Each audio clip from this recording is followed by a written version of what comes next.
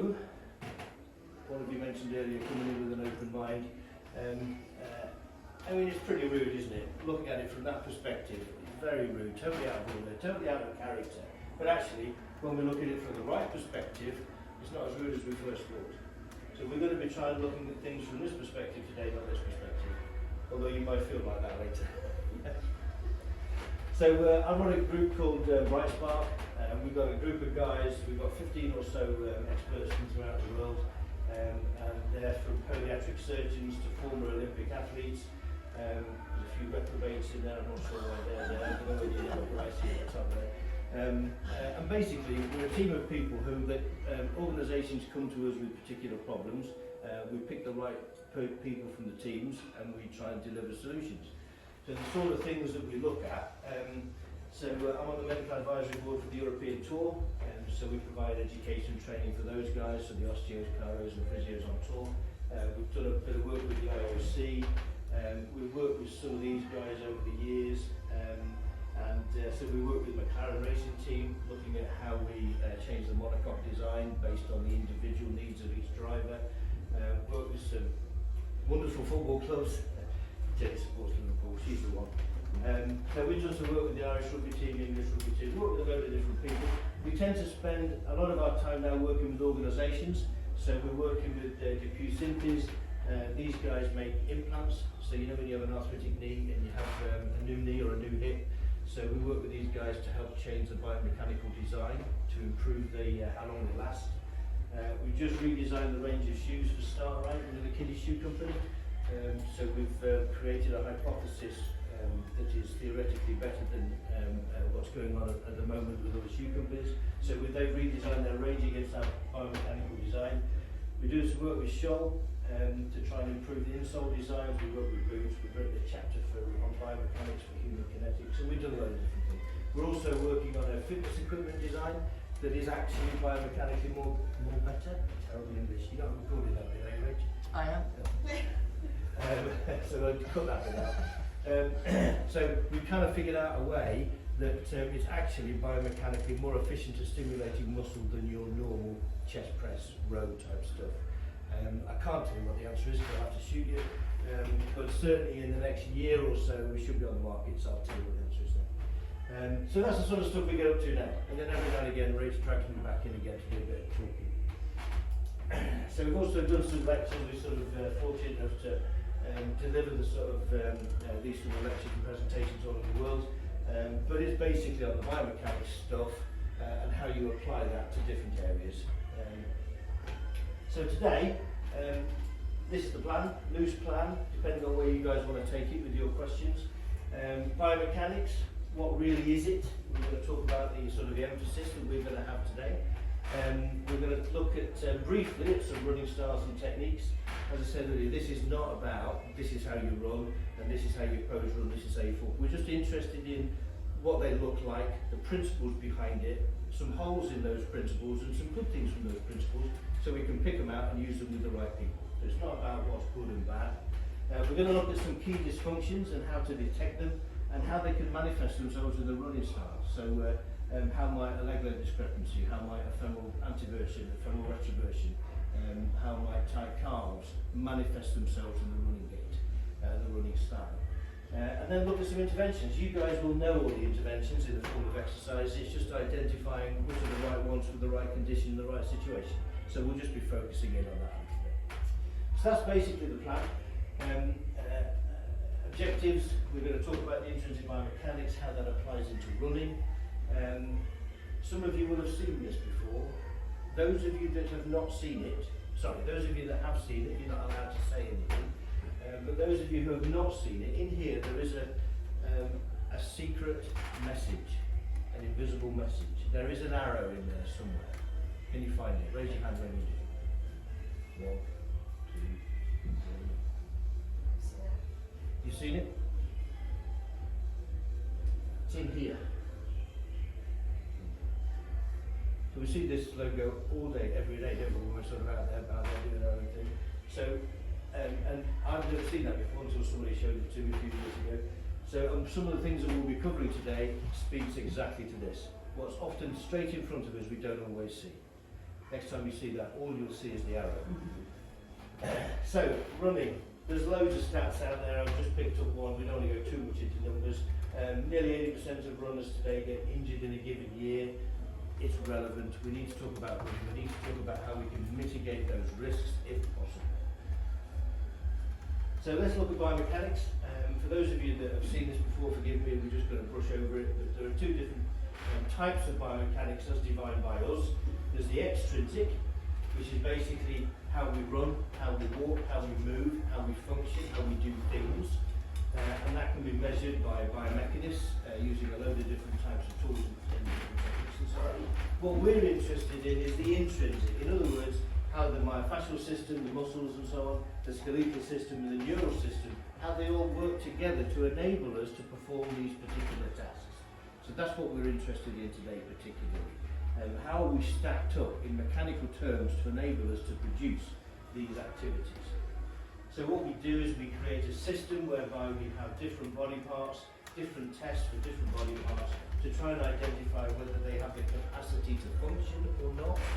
And then we link them together with what we call biomechanical pillars, and we try and identify the weak links in inverted commas for each individual, so we can make sure that we're working on things that are relevant and specific to them, rather than here's an exercise program to get you more flexible, or to get you stronger, or whatever that might be. So if we take an example, let's take somebody with a leg length discrepancy. This is a girl. She's got her left leg longer. I don't know whether you can see down here. You see the arrow there, sorry, the marker there on the bottom of the medial malleolus compared to the right side. That left leg's a little longer. When we ask her to stand, we look at how she compensates. How might you compensate if one leg is longer than the other? If you're a biomechanics coach, you're not allowed to answer. If you're not, then I'm going to ask you. How might you compensate for one leg being longer than the other? Twisting your hips, yeah. You might sort of rotate or drop the hips potentially, yes, absolutely. How else might you? Who biomechanics qualified? Biomechanics coach, 1, 2, I know. Okay, cool, thank you. How else? Pronation, supination. Absolutely, 100%. Pronating the foot will shorten the length of the leg, so you might do that, yeah. Really important one. You might have some valgus with knee. Yes, yeah, absolutely. You might flex the knee more to try and shorten the length of that leg.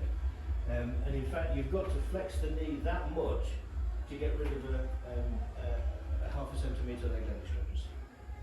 So half a centimetre leg length discrepancy most people can deal with if it's their only mechanical problem. But when you're running, you probably don't want to, or standing or walk or whatever, you don't want that. You probably don't want much more knee flexion than that, otherwise you're going to increase the length through the knee. So you're certainly going to be asymmetrical, or you're likely to be. If you look at spinal compensations, you see here that the pelvis is level on the left side, and when they rotate, they more or less rotate around the central column. On the right hand side, you can see that right hip is higher, so when they rotate, there's no way they can rotate around the central column. And yet when we're exercising and we're talking to people in the gym, and when we're asking them to run, and we're observing them doing extrinsic tasks, what's the first thing we say to them? Keep your back straight. Make sure you're upright. Don't lean over to the side. Stay in the middle. Well, some people are not able to. And actually the worst thing they can do is be upright. We need to understand what the problems are before we extrinsically tell them to be doing different techniques. We need to understand why they're doing it in the first place. And if they're not doing it for anything that is mechanical or anatomical, and it's just a bad habit, great, change it, no problem at all. But if they're doing it for a mechanical reason, identify the reason and deal with that is kind of the take home. So here's a fella who's done a bit of running in his time. Recognise him? Michael Johnson. Extrinsic biomechanics, extrinsically the way he runs is terrible. Posturally, get your watch out of the way. Posturally, we've got a hyperextended thoracic spine, we've got a very awkward neck position in here. When we look at him from the front, he's side flexed over to one side. Most coaches getting hold of this guy before he was famous and was a quick runner would go and say, well actually there are things that we need to change in your technique, just like playing golf. You might have a golf swing like you're killing snakes in a telephone booth, but if you've got a good reason for doing it in a particular way, don't change your golf swing until you understand why they're doing that. And it's the same with this. So you probably wouldn't want to change too much of that, but he's probably one of the best runners God ever put breath into. So we'd probably leave him alone, right? Here's another example. Not a bad example of pronation, is it? If you wanted to see an overpronator, whatever that is, that's probably it. So you have a look at that and you look and think, well, that's a problem. We want to deal with that, we want to make sure they don't pronate quite that much because we think that pronation is a bad thing. Well, pronation probably isn't a bad thing. It depends on the circumstances, the individual, their past medical record, how quickly they've progressed their programming, how many different mechanical problems they've got as to whether we might intervene with this. But basically, if they haven't got any running, they haven't got any background of injuries, they're only running a short amount of time, they're not overweight, they're progressing properly, we probably wouldn't do anything about that. Probably leave it alone. So it's kind of so what? So what that somebody runs in an awkward position? So what that somebody runs with flat feet? We don't really care unless it's causing a problem, and that's the key. How do you identify what's causing a problem and what isn't? And that's really what we're going to be spending the day on talking about today. But the key take home is the movement pattern a compensation pattern or is it a protection pattern? If it's a protection pattern and they're trying to protect another structure by the way they run, the last thing we want to do is go in and try and change it, because all we're going to be doing is increasing the load somewhere else, or indeed back on the structure they're trying to protect. Or is it a compensation pattern? Are they trying to compensate for a mechanical problem somewhere else? Well, before we change the compensation, maybe we want to try and understand why they're doing it in the first place. So we tend not to go in and change things extrinsically until we understand intrinsically why they're doing it. Does that make sense? Are we all on the same page? Yeah? Cool. So the way that the movement on injury prevention seems to be going is it's the number of intrinsic and extrinsic issues. So do you have a dysfunctional pelvis? Do you have a tight sciatic nerve? Do you have flat feet? Do you have etc., etc., versus the amount of load? Now, if the amount of load is low and the number of issues you have is low, the chances of you getting injured are less. But the more load and the more intrinsic and extrinsic issues you have, the higher the risk. That seems to be where the research is going right now. You can't point to one paper and say that, but if you look at a plethora of sort of 50, 60 papers, that seems to be where people are going at the moment. Does that make sense? So what we're going to do today, we can look at dysfunction in two different ways. We can look at the muscles or the systems used during running and screen them to see how they may be impacting upon the technique, and that's the intrinsic. Or we can look at the running technique to give us clues as to the biomechanical issues and then screen them, and that's the extrinsic. But there's a role for both. There's no right or wrong way of doing anything, but we're going to be looking at number one today. We're going to be looking predominantly at which systems are used and how can we identify whether those systems are causing problems with the way we serve. We're going to have a brief look at some running styles. There are a lot of running styles out there. I'm not suggesting for a minute these are all of them. But just so we're clear on what the differences are, it's not overly, it's a bit dark, but I think you know what a rear foot strike is anyway. So a rear foot strike is something like that. And according to the barefoot or the forefoot people, that's the worst thing they could ever possibly do. But that's what a rear foot strike is.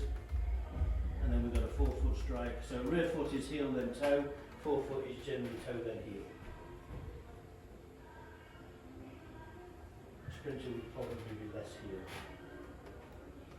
So that's what we're talking about. So which running style? Which is most appropriate? Let's just have a little look at some of these different styles. So this is taken from a Pose Running website. This is a relaxed rear foot, in inverted commas, normal running style. In a moment you'll speed up, but basically you can see the heel strike. The heel strike tends to be sent forward of the body. So the heel strike tends to be forward of the body. There is a theory from the forefoot people that that slows you down. Maybe it does, maybe it doesn't. So a heel strike in here. Actually, to me, that looks like quite a nice running style. It's quite relaxed, it looks alright. We've got a little bit of a hip drop in there. We've got heel strike and a little bit of pronation on the right, maybe a little bit more on the left. You might say, so what? But pose running is then to take that and to make it look something like this. where you've got the foot more directly underneath the body, so we've not got the brakes on because it's not too far forward. We're flat foot stroke forefoot striking. There's a little bit of a forward lean, and shoulders are relaxed. We've got a much larger heel lift. We're pulling up towards the hips here, whereas in the previous example, the heel pose was quite low. Have any of you got any experience with pose running? Yeah, got a little bit. Anybody else? No? Can I just ask, what is it? I've never heard the phrase before today. It's that. So it's basically, instead of running the previous way, which is more normal, for want of a better term, they're suggesting that this is a better way of running. Just more the foot landing underneath. More the foot landing underneath is the key thing. They're suggesting you should lean forward a little bit, not from the hips, but the whole body. You might be doing that here. Yeah. Well, I used to run like the past one, and then I watched all the YouTube videos and everything, and then on the courses, and now it's sort of, I think I run more like that one with it underneath. Right. So, yeah, I just never heard the phrase before. So. Yeah, and I'm sure there's other techniques that are exactly the same, but we won't turn that way there. But that's fundamentally what they're talking about. So let's have a little look. We went onto the website to try and understand what they're doing and what the principles and theories are. There's a piece of research I'm going to show you in just a moment. So for the pose running, it reckons that it prevents injuries because it reduces the time on the floor, which reduces the exposure to load. What do you make of that? Because you're not heel striking and taking the full foot onto the floor and then pushing off, your heel strike, your flat foot striking, you spend less time on the floor. So their theory is, because you're spending less time on the floor, it reduces your exposure to load. How much bad language can I use? Racist pressure, so none. Oh, right. She'll kick that foot. Oh, okay. Well, that statement itself is counterintuitive, it's wrong, basically, because if you're spending less time on the floor, then you have to adapt more quickly to that happening rather than rolling or rocking and letting the energy dissipate. So whether the rest of it's right or not, that's a flaw to start off with, I would say, from a mechanical point of view. What do the rest of you think? I don't think it reduces exposure because you're still landing that foot, regardless of whether it's forefoot or back foot. Yeah, your load is your load. You have a body weight. Gravity is constant, well, fairly constant, depending on where you live. Your weight is your weight, your style is your style. You have a certain amount of load to absorb. And you might argue that if you're on the floor for less time, it's actually harder and more difficult to absorb it because it's over less time. So I'm not sure they can justify that sort of thing. They have the fall they refer to, which allows you to run faster. The fall is where you increase the angle of inclination, not of the hips. It increases the angle of trunk, which increases the horizontal trajectory rather than the vertical. So the basis saying you should lean forward a bit. Well, probably makes sense, right? You probably don't want to be vertical, you don't want to be running directly upright. It doesn't make sense in biomechanical terms. So that probably makes sense.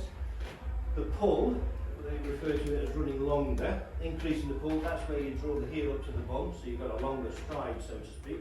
Increases the cadence, and so allows you to run further. And it also increases the muscle tendon elasticity. What do you make of that? Do you think having a higher heel lift is going to achieve these different things? Not sure that it could. Not sure that it could. The muscle elasticity, the muscle tendon elasticity is the muscle tendon elasticity.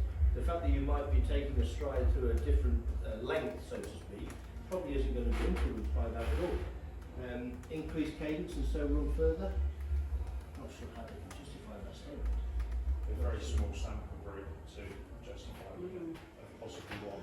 Yeah, that's right. Some guy's gone out for a jog and see how he felt.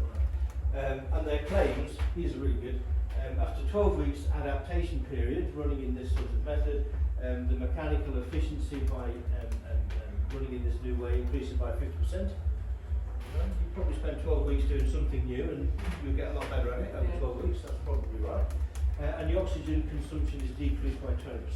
I don't know, maybe it is, maybe it isn't. If you're trying something new, your efficiency won't be as good, so maybe it increased when you first started and then decreased over the 12 weeks. or maybe it was done in a proper way and it was actually reduced. I don't know. Maybe. Then somebody decided to do some research on it only a couple of years ago and look at the effects of running retraining on biomechanical factors associated with lower limb injury. So this is quite interesting.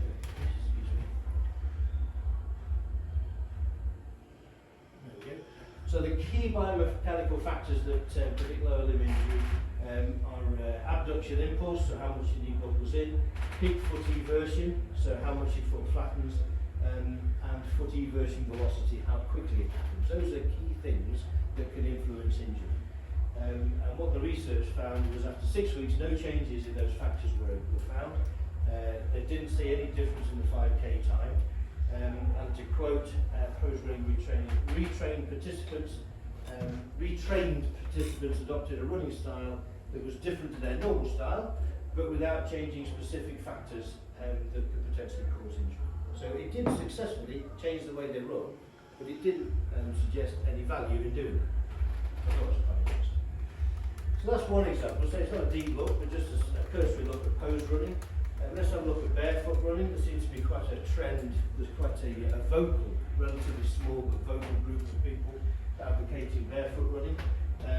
So let's have a little look at this. So the style, again, this is lifted from their websites, is more vertical than pose. So in fact, pretty vertical. Relax shoulders, elbows and feet, and it takes 6 weeks to adapt. So that's what we're talking about, or that's what they're talking about. And their premise is that 60 to 80% of runners get injured each year, so it must be due to the running style. I added the exclamation marks. I'm not sure whether we need to discuss that. I think that's a ridiculous statement, to be honest. I stood up in a conference to say that, at a running conference a while ago, and pretty much everybody agreed, apart from people.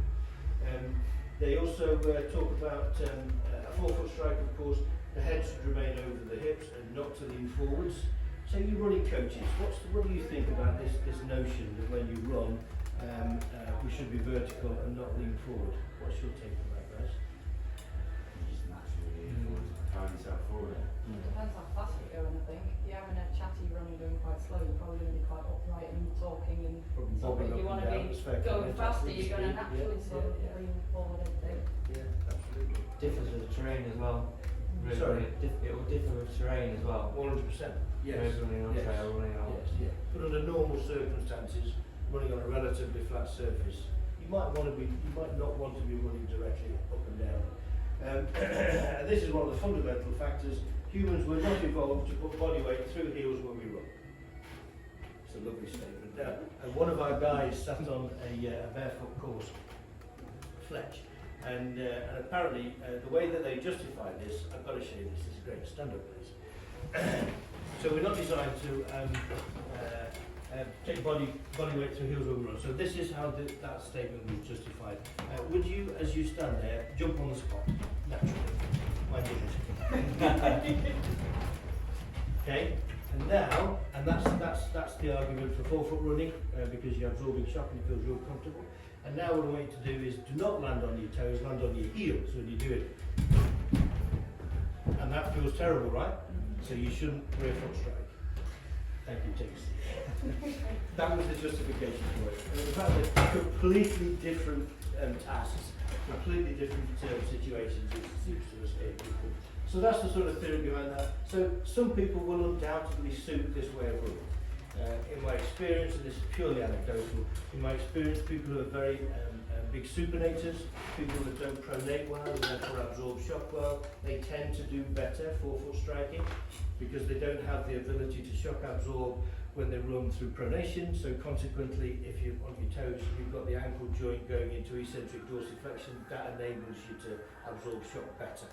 Does that make sense? So I get that. I think it's 5% of the population are supinators. There probably will be others that are suited to this type of running, but we need to be very, very specific and very careful about who we recommend this type of running. But it will help some people for sure, absolutely. Speeds, this is a paper in 07. Foot strike patterns are related to running speed. Well, yeah, of course it does. The percentage of rear foot increases with the decreasing of the running speed. So basically, the faster you run, the more likely you would have running on your toes, and the slower you run, the more chance you are of running on your heels. We kind of know that. There's a piece of paper saying it, so we must move on. So let's have a look at some of the arguments for rear foot striking. Because you can certainly read two papers that say exactly the opposite thing. One says it's a great thing, one says it's a terrible thing. So let's just have a look at some balance. But the arguments for rear foot striking: minimalist shoes can strengthen lower leg and feet muscles. That's probably not a bad thing. The lack of cushioning can increase the risk of bone injury. Okay, given the terrains that we run on, I can see that. That makes sense. That was in 2012. Rear foot strike improved the mechanical advantage in force generation for the ankle extensors during the push-off phase. So in English, basically what they're saying is, because you come in, your rear foot strike, your tibia comes over your foot, you're lengthening the muscles on the back of the calf, so their force of contraction potentially is greater to allow you a mechanical advantage when you push off. So you're going into this dorsiflexion, stretching the muscles before you push off. So that makes sense, yeah, I can see that. We can talk about with your muscles or your tendons or your fascial slings later, but in principle I get that. The theoretical benefits attributed to barefoot and minimalist running are not supported by the current evidence available. That's kind of an overview paper. Forefoot pattern is more economical than the rear foot pattern. Sorry, forefoot pattern is not more economical than the rear foot pattern. But then, in a moment, I'm going to show you a paper that says exactly the opposite. So it depends what you test, how you test it, and what you want the result to be, I suppose. The rear foot pattern resulted in more efficient VO2 compared to the forefoot pattern at slow and medium speeds. Well, that makes more sense because we tend naturally to run on our heels at lower speeds, so it's probably more efficient mechanically. And forefoot striking puts a higher demand on the forefoot and ankle as compared to the knee. So if we look at the ankle here, rear foot striking, the load going through the ankle, rear foot striking versus the load forefoot striking. So yeah, it probably does reduce the load going through the ankle when you rear foot strike. So let's have a look at the arguments for forefoot striking. Any questions on the rear foot bit? We're in a similar sort of place. So arguments for forefoot striking: minimally shod runners are modestly but significantly more economical than traditionally shod runners, regardless of strike type. So they're suggesting that the shoes that are not Nike Air Max type shoes are probably more efficient. Greater reductions in patellofemoral loading by forefoot landing, and there's a number of papers that suggest that. So the more you forefoot strike, the less load goes through your knee. That makes sense. At fast speeds, VO2 was more efficient with the forefoot pattern than the rear foot pattern. Well, that makes sense because you're more naturally going to go up onto your toes. It's more of a natural thing to do.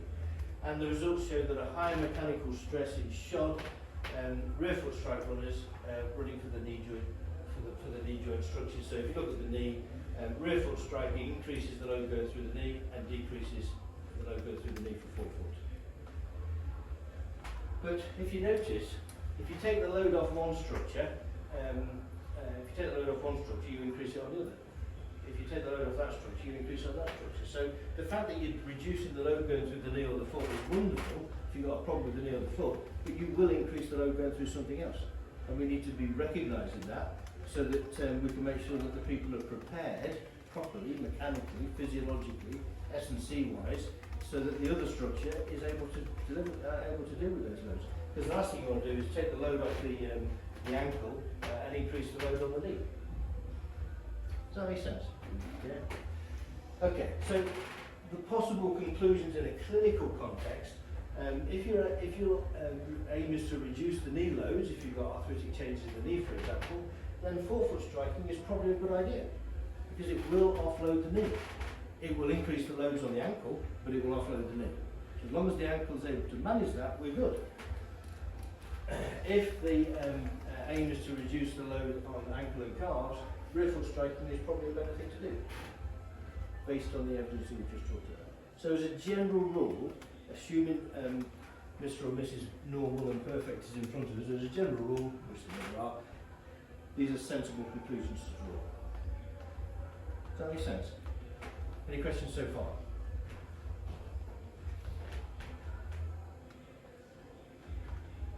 Okay. So let's just talk a moment about shock. There's a lot of talk at the minute about shock, particularly from running shoe companies. The shoes need to be able to absorb shock, we're told, and some of the Nikes particularly, you know, they've got these massive big air soles in the shoes because we need to absorb shock. One of the things that Serge Grapovetsky talks about, who's a professor of biomechanics, is that we need shock. We need shock to be absorbed to the foot, knee, ankle, hip, spine, shoulders, neck, so that when that load is accepted up through into the skull and the brain, the force is dampened sufficiently so it doesn't cause problems with our brain. The whole purpose is to try and minimise that load. So we've got a system here of a number of different joints designed to dampen the load to minimise the amount of load that goes up into the brain. The physical shock, so to speak. So if we're running on harder surfaces, it's harder for those structures to manage that load, possibly. So the theory is for the Nikes and the other shoe companies is that by putting a dirty great big shock absorber in there, it'll minimise that load. But the problem is, how much shock? How much shock do we need? How much shock do we try and reduce? How much shock do we need to encourage proper running? See, as you may know, when you run, you don't necessarily run using your muscles. You run on your slings and the tendons and so on. And it's the spring from the slings and the tendons that enables us to run in an efficient way, rather than, okay, I'm going to land down, I'm going to eccentrically load my quads, and I'm going to concentrically push off. There will be a degree of that, but most of it is running on the tension within the muscles, the springs within the muscles. And that is entirely generated and controlled by shock. If we don't have shock, we lose the ability to control that. I don't know whether you've experienced, certainly I have, when I'm dragged around the shops. When you're walking slowly, it kills your hips, kills your knees, everything gets sore after a while. But if you're running at a better speed, so not one where you're being dragged, and you're out in the hillside somewhere, you're running much better speed, it's much more comfortable. You're walking on your springs, you're not using the muscles to contract and relax as you do when you're walking slowly around Tesco's, buying stuff you don't want. There's an element of the quicker you move, the better. The quicker you move, the more you're engaging the slings, and the more you're then not fatiguing unnecessarily the muscles. But that's all designed, all geared by and controlled by shock. We need shock. So the last thing we want is a dirty, great big shock absorber in our shoes because it messes up the system. And that's an interesting conversation when you're talking to your Nikes and your Reeboks and so on. But they get it. So this is the basic sort of principle. We need to find out why the technique is incorrect before trying to change it. I think that's kind of the key. So let's now have a look at the biomechanical context and look at some possible conclusions based on the biomechanics. Of course, it all depends on what their biomechanical problems are, right? And somebody once said a variety of natural running styles that exist represents the many ways that the human body can compensate for its intrinsic biomechanical problems. I'm not sure who said that, I think it's probably me, but I think you get the point, you get the idea. So what we're going to do is we're going to look at some key running issues, key factors that affect the way you run. And we're going to look proximally and we're going to look distally. So the proximal stuff is the stuff near the spine, so we're going to look at the spine, the pelvis, the hips and the knees, and then we're going to look at the distal stuff, which are the feet. We're going to look at how to screen them, what to do about it, and look at how they can influence what's going on when we run. So we kind of cut into the case now, so to speak. So, we're going to do feet first. We're going to look at different features and different tests. So we're going to look at pronation, supination, we're going to look at calf inflexibility, and we're going to look at calf muscle performance. And we're going to look at different ways that we can measure those. What is pronation? How would you define pronation? What is it? Why do we do it? What's the point? Do we know? Any ideas? Before we start talking about it. That is probably one of the best definitions of pronation I've seen. We're not going to go into this in detail, but I would encourage you to read that and inwardly digest it after the session. I'm going to show you a video which shows it much clearer and much better. The purpose of pronation is to absorb shock. The purpose of supination is that once you've pronated and absorbed shock where the foot flattens, the purpose of supination is to get the foot to be a more rigid lever to propel you forward more effectively. So you ideally would do both. You pronate to absorb shock, and then as your heel starts to come off, you resupinate. That creates a rigid lever to then more efficiently propel you forward. That's basically prone supination. So if we now have a look at this video, so this is looking at the heel at the back here.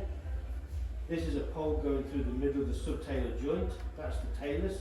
The subtalar joint is this bit between the two bones. And when we now look, this is looking at the outside of the right foot, you can see that is the foot pronating, rotating in and out. Both the inside and outside arch flattens when you pronate and supinate. This is looking at it from the inside, you can see how the foot flattens in here. Notice as well how the foot lengthens when the foot flattens.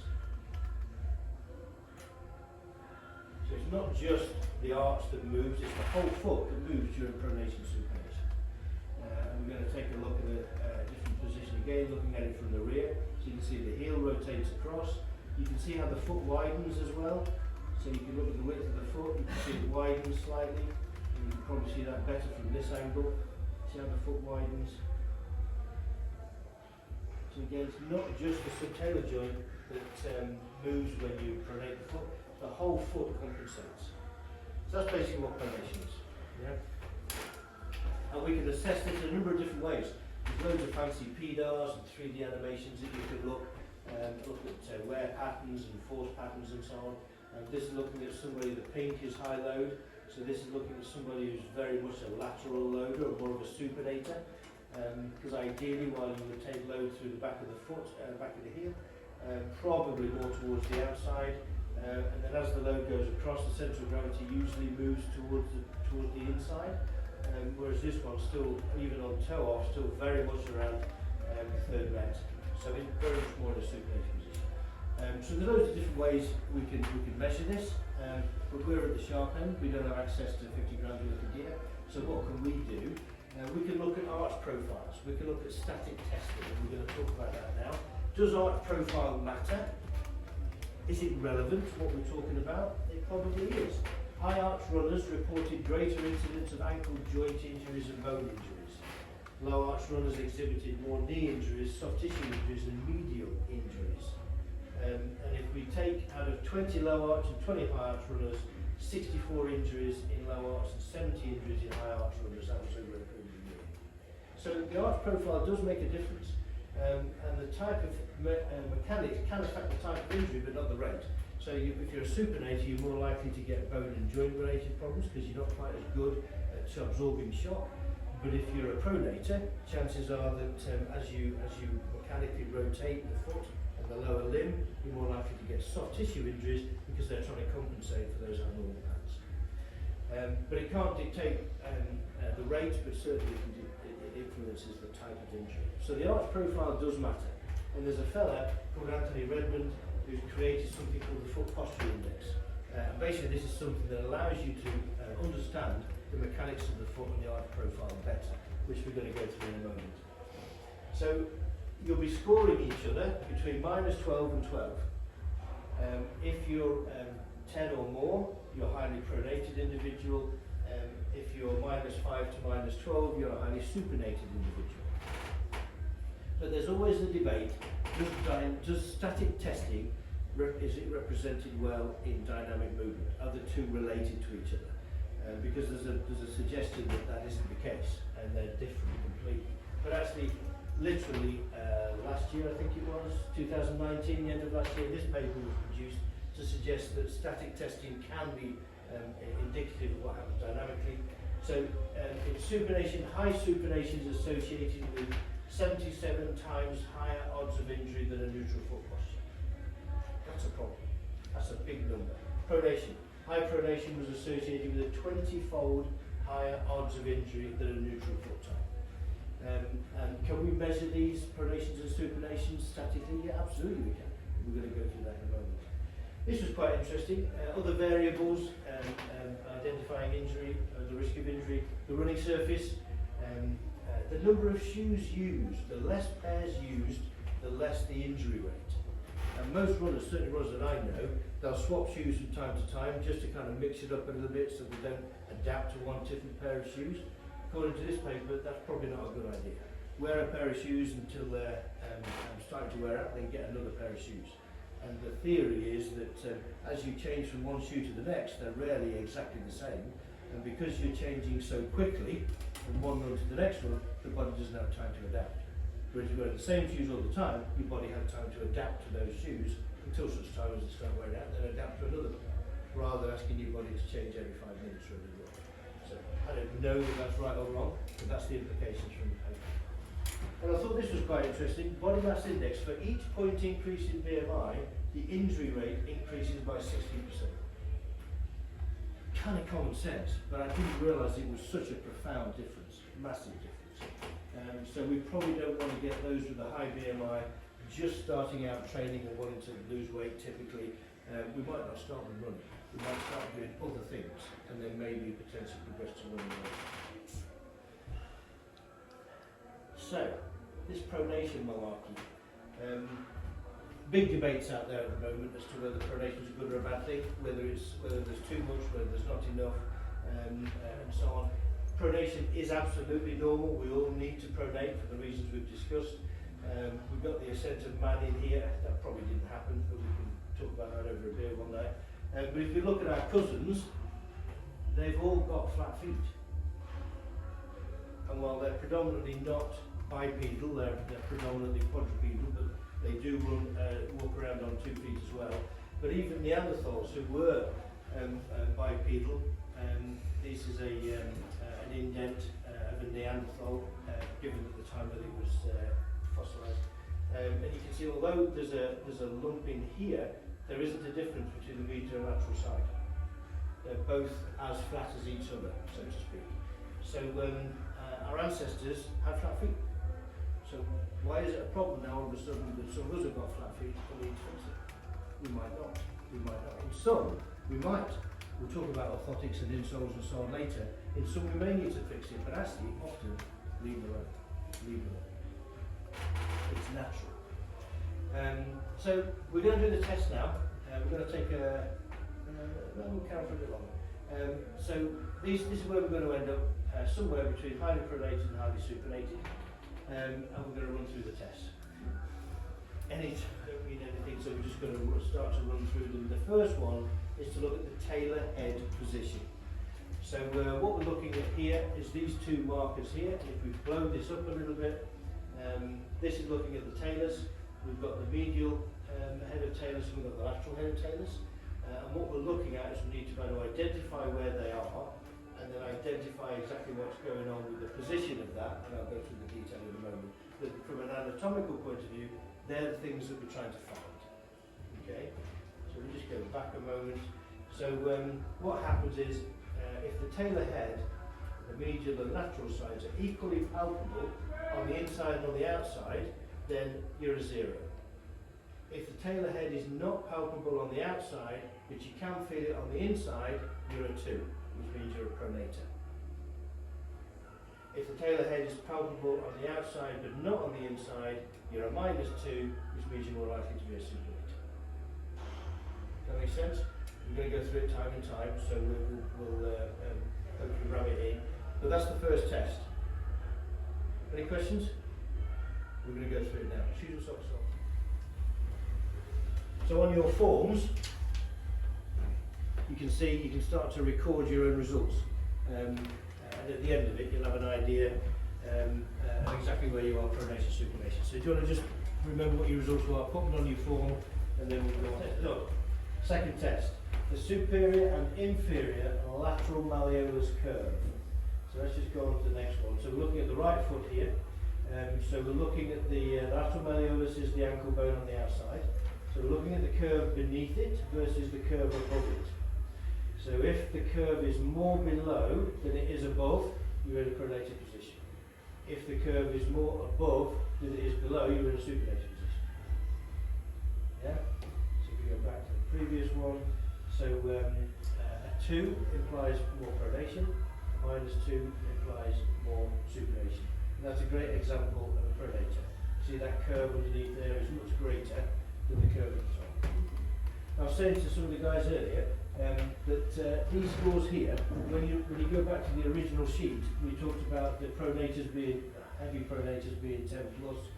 Then there's your normal, your pronators are between, I think it's a 6 and a 9.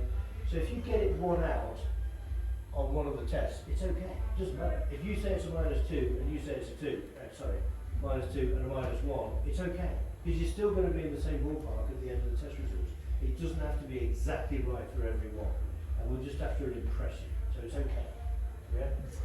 So, let's have a look at this one. Who shall we use as an example? Mark, if you don't mind. Could you turn around please, face away, roll your trues up. So you're sort of getting down to their level and you're having a look. Where are we? So we're looking here. This curve underneath here versus this curve here.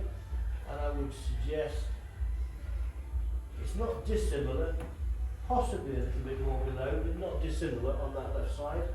And on the right side, that's fairly similar, I would suggest. Look at the plane position. So basically we're looking at the heel here, and we're looking at how much it rotates across.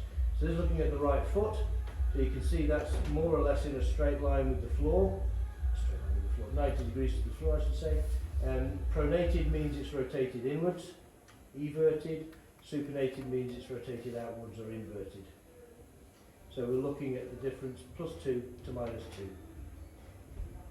As a general guide, about 5 degrees over this angle here is counted as a +2 or a -2 the other way around. But you're not going to get your protractor out because it's a pretty inaccurate thing to do at the best of times. Podiatrists can't get it right, so we've got no chance. So it's an eyeball. It's going to be somewhere between a 1 or a 2, or it's going to be a -1 or a 2. That sort of ballpark is what we're after. Okay, let's have a look at one. Prominence of the talo-navicular joint. So let's just take a bigger shot of that. So you're standing relaxed, and we're looking at this sulcus, or this dent. Here is a supinated position, and this is a pronated position where you don't have that sulcus or dent. You should have a little one. It doesn't get much more subjective than that, does it? Once you've seen a few, you'll get it. Most are in here, most are in between these two. But yeah, no sulcus, pronated +2, exaggerated sulcus, or hole, so to speak, -2, and then we've got the neutral in the middle there. Should we have a look at a few? Let's, yeah, that's quite nice. Would you mind just standing where you are? That's sorry, you're facing a bit more there. It'll be easier for guys to see. Would you mind facing over that wall? Just stand where you were. Just face that way. Right. So, we're looking in here.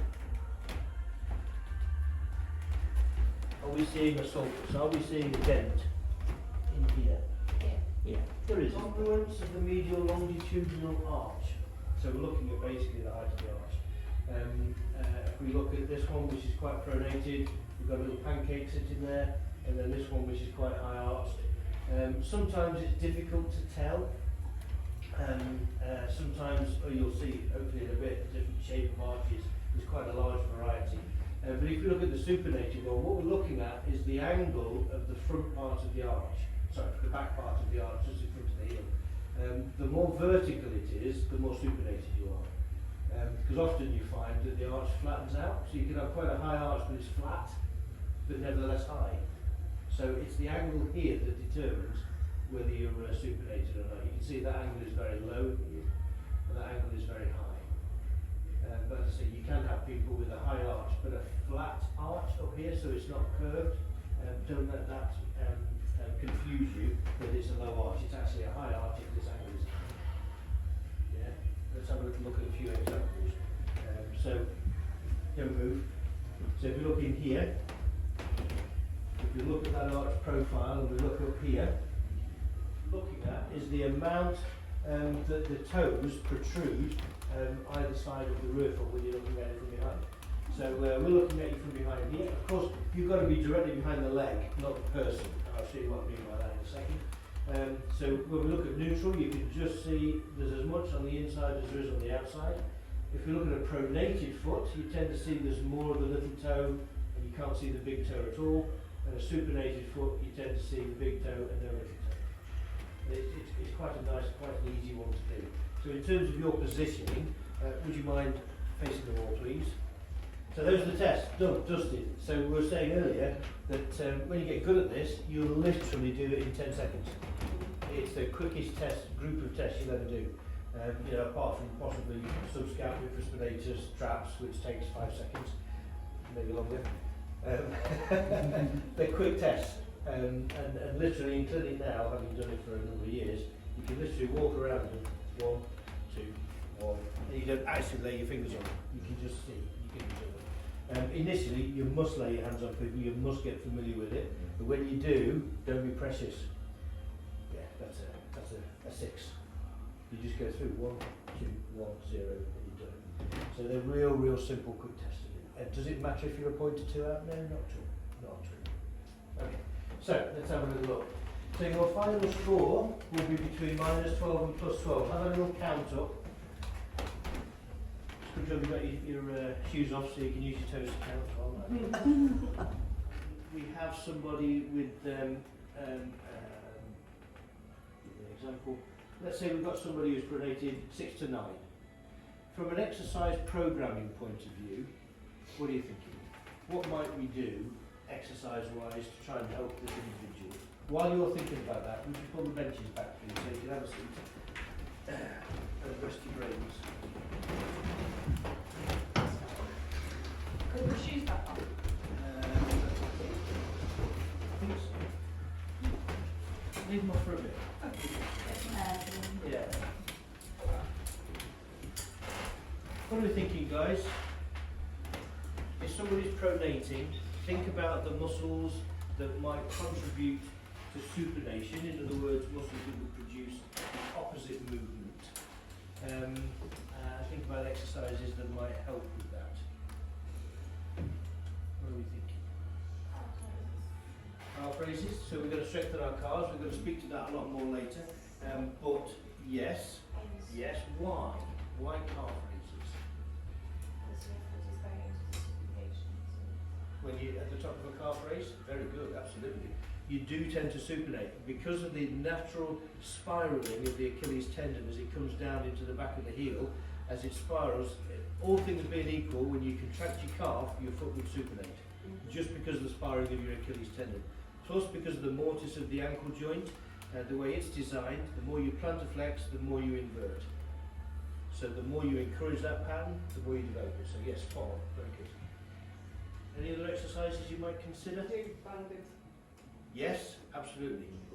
Are we resisting? Yes. Are we resisting inversion or eversion when we're doing that?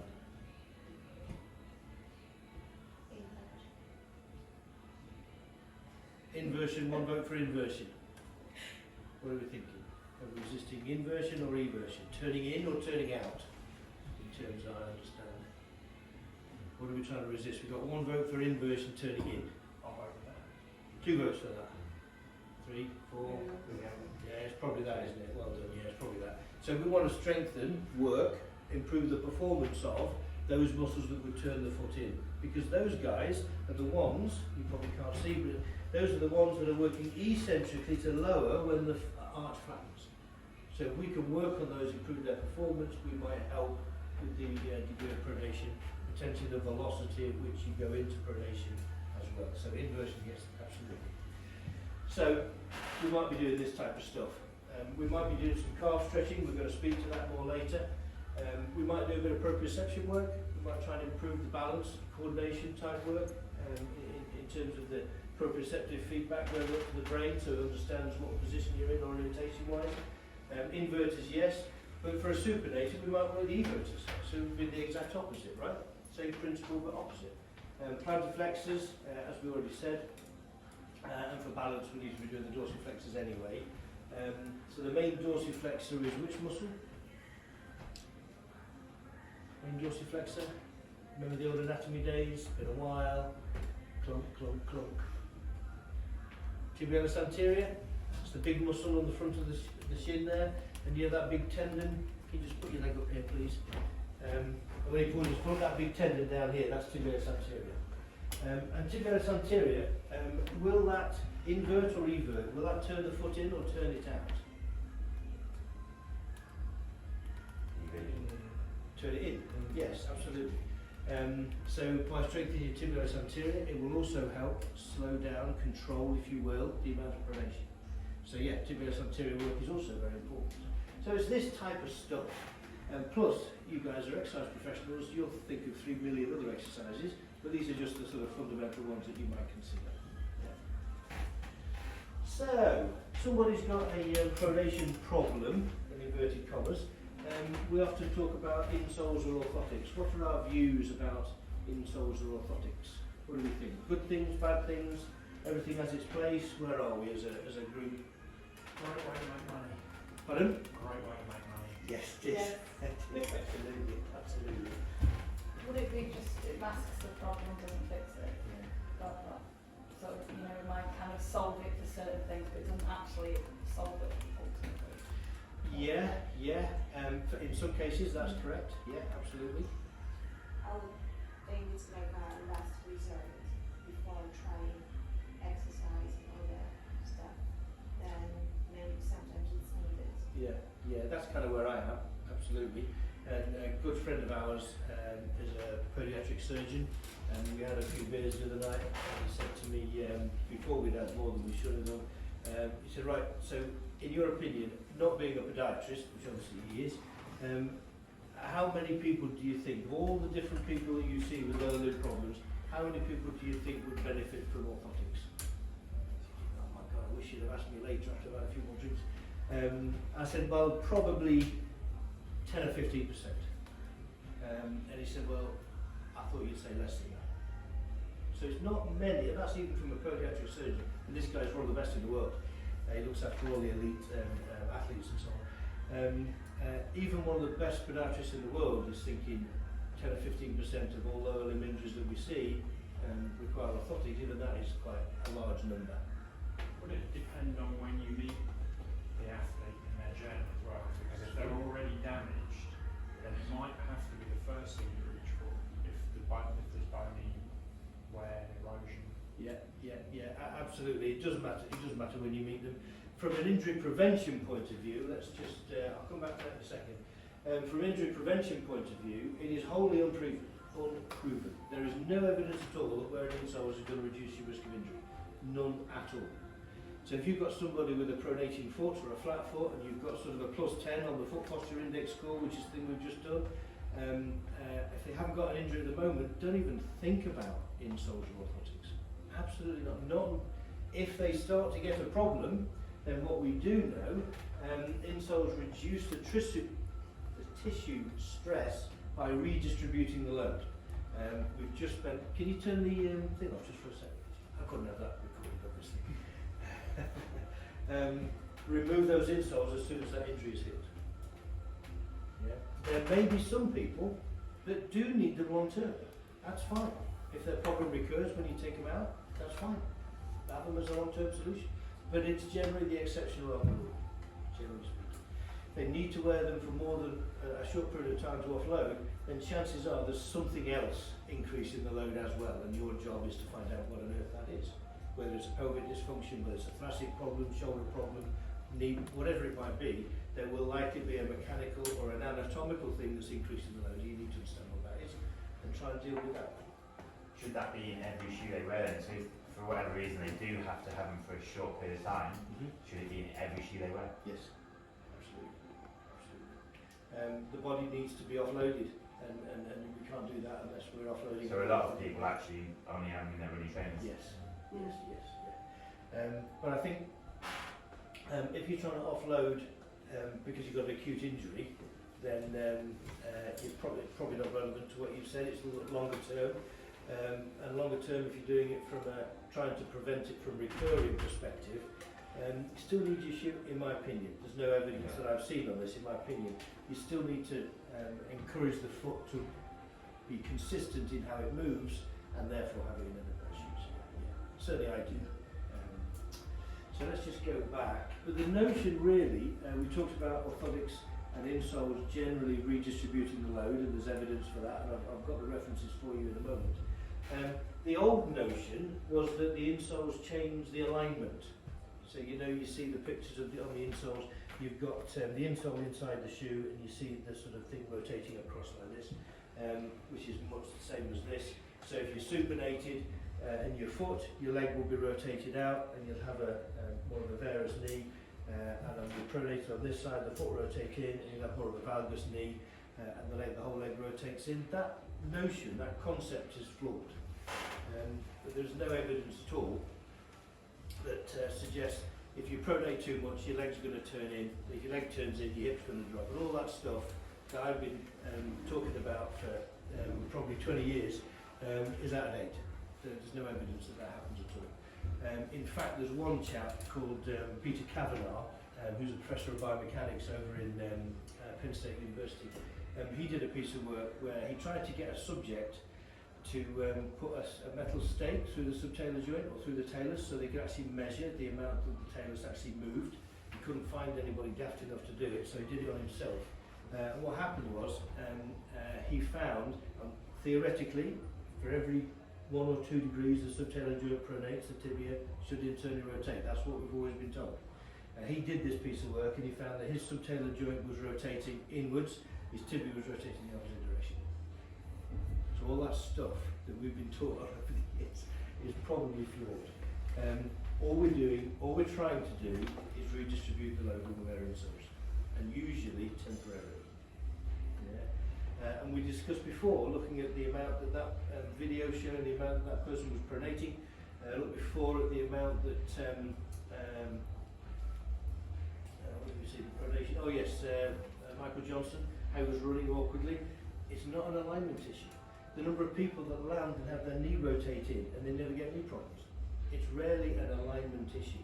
We may want to offload it, we may want to try and take the load off it, we might want to try and strengthen the muscles to slow it down, to protect it, whatever, that's fine, but don't think we're going to actually change that alignment, and even if we did, probably isn't going to make any difference to their performance or their injury prevention. Does that make sense? So, and those are the references, they're all in your notes. So you got the notes all right, did you? I've done it.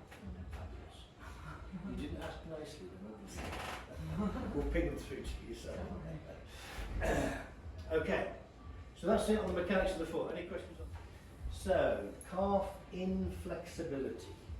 So why on earth would we want to look at calf inflexibility? So what? How might inflexible calves impact upon the way we run? What are we thinking, guys? Perhaps some water, what are you thinking? How might calf inflexibility alter the mechanics of the foot and therefore how you might run? It might make it difficult to heel strike. Yes, if they don't have that active flexibility to enable enough dorsiflexion to heel strike, yes, absolutely. How else?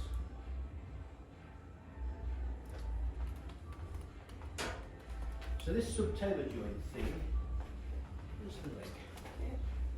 Oh, thank you. So when the subtalar joint pronates, it does it by combining different movements. So the subtalar joint is this bit in here. So it does it by flattening the foot, turning the foot out and everting it. It does those 3 things, and it dorsiflexes as well to a degree. So it flattens, turns out and dorsiflexes. It does those 3 movements. If you don't have dorsiflexion available in the ankle joint because the calf's too stiff, you've got to get dorsiflexion from somewhere else. And remember, you need dorsiflexion because as the tibia comes over when you run, you need to be able to do that when you run. But if you don't have it from the ankle joint, you've got to get it from somewhere else. The only other thing that dorsiflexes is the subtalar joint. Unfortunately, you can't isolate that one component. You either pronate or you don't. So to get dorsiflexion from the subtalar joint, you've got to pronate. So if you've not got it from here, you'll pronate more. So if you've got tight calves, you will likely pronate more than if you didn't have tight calves. So that's the relevance. Yes, the heel strike, you're more likely to find it difficult to heel strike if you've got tight calves, but in terms of the running mechanics, if you've got tight calves, you're more likely to pronate. So if you've got anybody that you think pronates, and you'll be able to measure it now, and you feel that that's something that you might want to address, and typically you might have considered insoles before, get the calves more flexible first. Absolutely critical to get them more flexible. Does that make sense? Yeah. We've just covered that, that's all good. So how do we measure tight calves? Loads of different ways. We're going to just go through this one today. So we're looking at the distance here between the big toe and the wall, when your knees on the wall and your heels on the floor. It should be about 14 centimetres. If you've got one of these fancy measuring devices, it's about 50 degrees. But to enable you to run mechanically unencumbered, then you want about 14 centimetres from the wall. Yeah? We're going to have a little practice with this now. Shoes should be off, of course. Foot wants to be more or less in a neutral, whatever that is, straight line position, so that we can understand what those measures are. You wouldn't have a ruler with the range. I have a goniometer. Measuring there, so I'm measuring the distance between the wall and my big toe. On the shoulder. If it's 14 centimetres, we're good to go. If it's less than 14 centimetres, we probably need to do something about it. Yeah? Have a plate, grab a ruler, use this wall. I think that might be flat enough, that table at the back there. Yeah. Go one side. One, tells a story, doesn't it? But equally, someone like Daniel, he's obviously got, what did you get to on your foot posturing at school? Were you 9-ish, 6-ish? Yeah, 9. 9, yeah. So we might consider that his tight calves might, if he had them, contribute to that amount of pronation. We just measured his calves, it doesn't. So we know that any calf issues aren't related to his amount of pronation. So we can cut that off the list, so to speak, of things to address. And indeed, if ever he was deciding he wanted to wear insoles, tight calves wouldn't stop him. Yeah? Okay. So what do we do? Got tight calves? What are we going to do about it? Stretch them. So we might do a bit of gastroc stuff, we might do a bit of Solaire stuff with the knee bent. It's important when you're doing any form of stretching for the calves that the outside of the foot is pointing straight forward, or even the heel turns slightly out. And you find that reduces the amount of pronation at the subtalar joint. So basically, if you... What if I just pull this out? Sorry, just so you guys can see. So basically, if you... the more you turn the foot out, the less you load the calf. The more you turn the foot in, imagine you've got let's say you've got 6 degrees worth of pronation. The more you turn the foot in and the hip in with it, when you foot pronate, the hip generally wants to internally rotate. We know there's not a definite relationship, but generally it needs to have the room to allow it to pronate. But if you take up all the movement in your hip, I'm exaggerating, take all the movement up in your hip and then try and do a calf stretch, you can't pronate, which means the dorsiflex has got to come from your calf rather than the subtalar joint. So it's a better calf stretch, basically. I wouldn't suggest you did it this extreme, but certainly if that was dead straight, I'd have the heel turned a couple of 3 centimetres out and then stretch it like this. We can talk about static stretching or dynamic, we can talk about that over a beer. But in terms of the positioning, which is what I'm more interested in, get that heel ever so slightly turned out. You tend to find it hits it better. Does that make sense why? It's coming from the ankle joint rather than the subtalar joint. Right, that's one before lunch. And I'm not suggesting they're the only calf stretches you can do, obviously you know a million, do what you like, but that's the principles, yeah? So, weak calves. Why is calf strength, or calf performance, or calf endurance, whatever term you want to put on it, why is it relevant to runners? Or running? The load kind of goes first, from like foot into calf.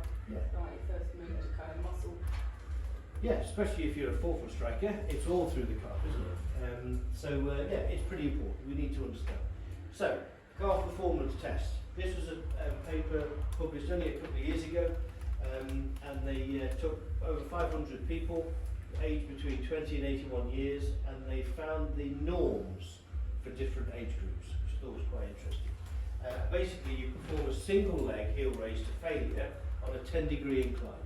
We don't have a 10-degree incline here, so you just have to imagine. I'll show you what the sheet.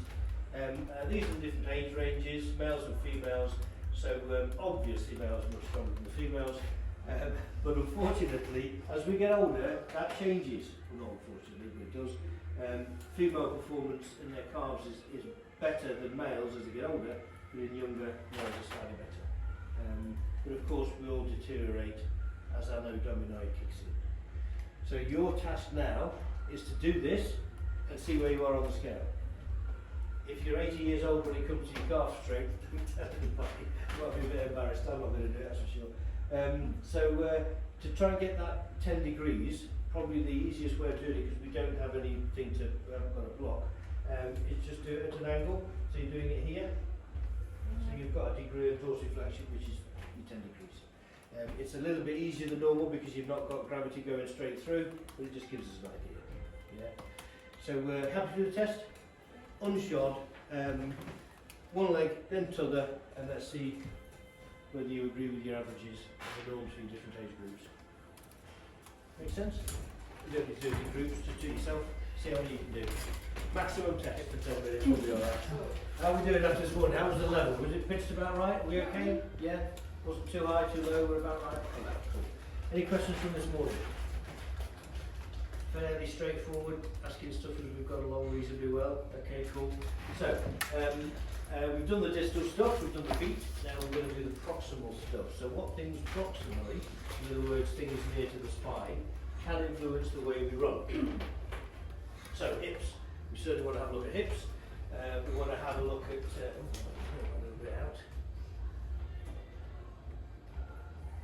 Yeah. We want to look at hips, we want to look at femoral version, we want to look at coxa valga, and we want to look at weak glutes, which will be an interesting topic. It's quite topical at the moment, isn't it, weak glutes? So we should talk about those at least. So this is where we're going to be. So, femoral version. Do we know what femoral version is? Femoral anteversion, retroversion, have we heard of this term? No? It's actually quite simple. But like anything, until you know what the terminology means, it sounds complicated. So if we take a cross-sectional view, so someone's been chopped here, and we're looking down, okay? So we're looking at the left hip, so that's the hip joint, that's the bit of the pelvis where the hip attaches, that's the angle of the neck of femur, that's the femur, that's your kneecap, and that's your foot.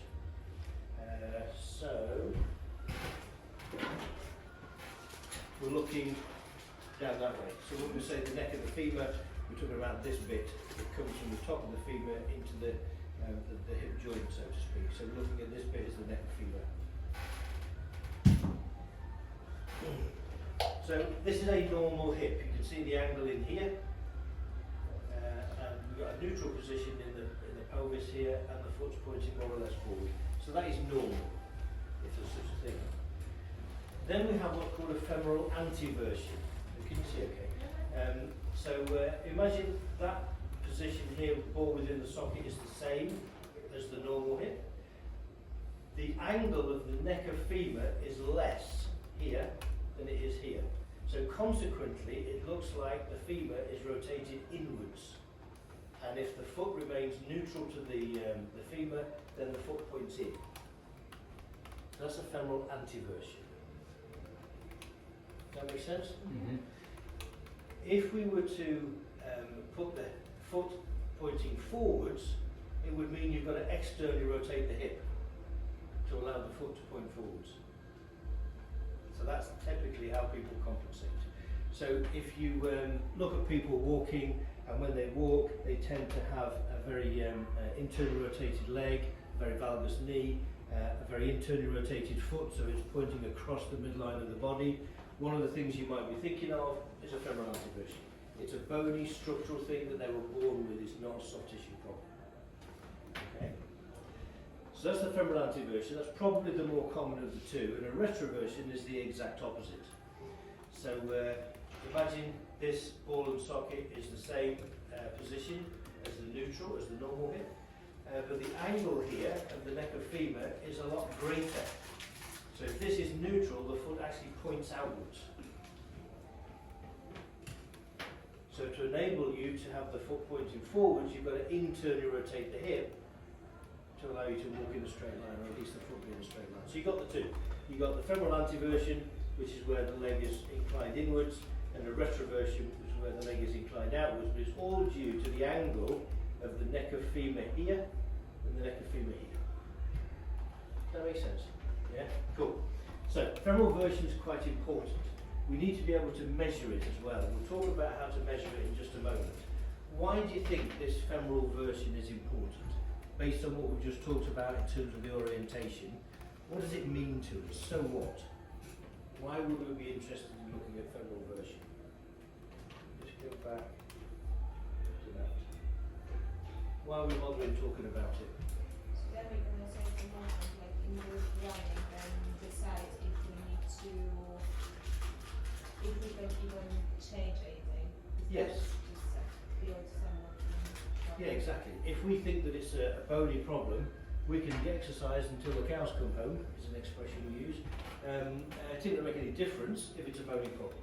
However, if we know it's a bony problem and we're seeing something happening when they run that might be out of the ordinary, we could potentially strengthen muscles to try and control it better.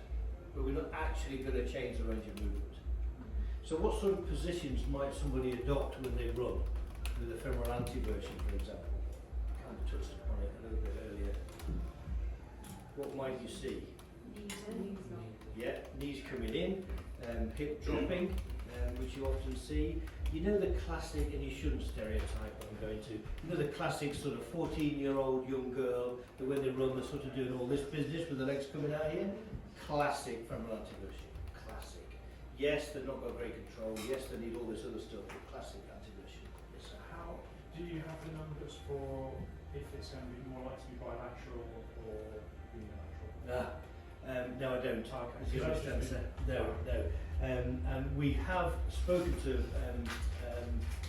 I remember the chap's name, Professor of Biomechanics up at Salford, and we had a similar conversation, and he doesn't know of any either. So I'm guessing there isn't any. But it's just out of interest. Yeah, no, exactly. On an individual client-by-client basis, it doesn't matter, but globally it's interesting to understand. I don't know.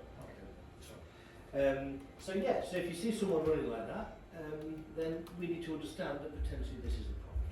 So, how might we measure such a thing? So there are two ways. First way is getting them lying on the back with the hip and knee at 90 degrees. Can you see what position that would be? We're going to do it in the same. And then we internally actually rotate. So we look at the amount of external rotation here and the amount of internal rotation here. It's about 40 degrees you should be able to get each one. Now, if they internally rotate a lot more, so the internal rotation's over here somewhere, then that means they're more likely to have a femoral anteversion. So increased internal rotation means they've got a femoral anteversion. If when you rotate and the tibia comes over here somewhere, they're more likely to have a femoral retroversion.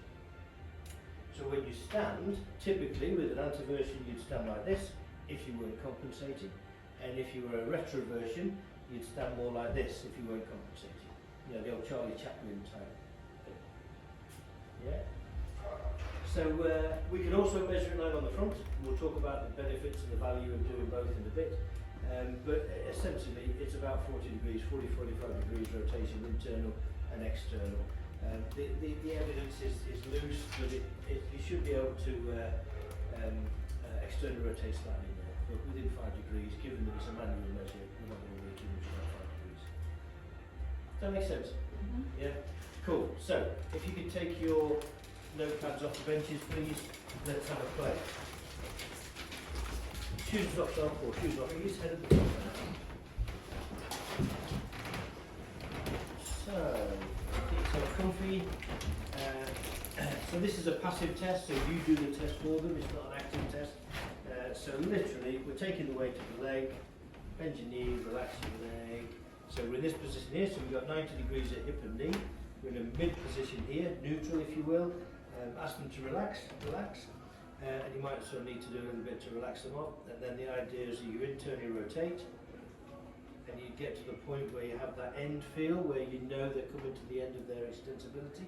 You take a measure from the middle here, and then you rotate them, relax, the opposite way, and you take a measure from there. So, general impressions, we have a stiff hip. We're nowhere near the sort of ranges that we're talking about up here. So, the next question is it symmetrical in that?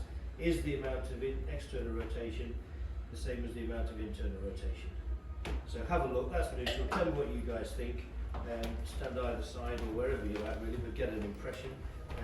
So we're here, so we're rotating into external rotation at the hip, and we're rotating internal rotation.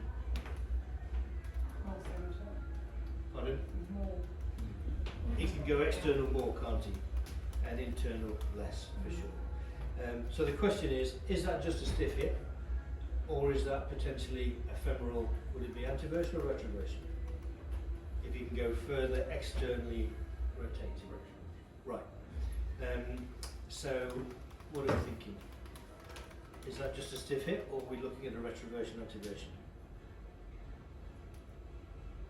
An unfair question because you're not clear yet. I'm just interested in your view. It would need to be an extreme difference. So a retroversion, he would be over here somewhere. An anteversion, he would be over here somewhere. This is just a stiff hip. All right? 4-3. And the X-rays taken of this hip? Good, you shouldn't do. Chances are it's just a stiff hip. So we would probably manage this in a different. Was that your reflexes then? Sorry. We'd probably manage this in an entirely different way as we would if somebody had a retroversion or anteversion. We just do some hip mobility work, perhaps. So let's have a look at the other side. And this knee, relax the hip, let it go. Let's see what's going on here.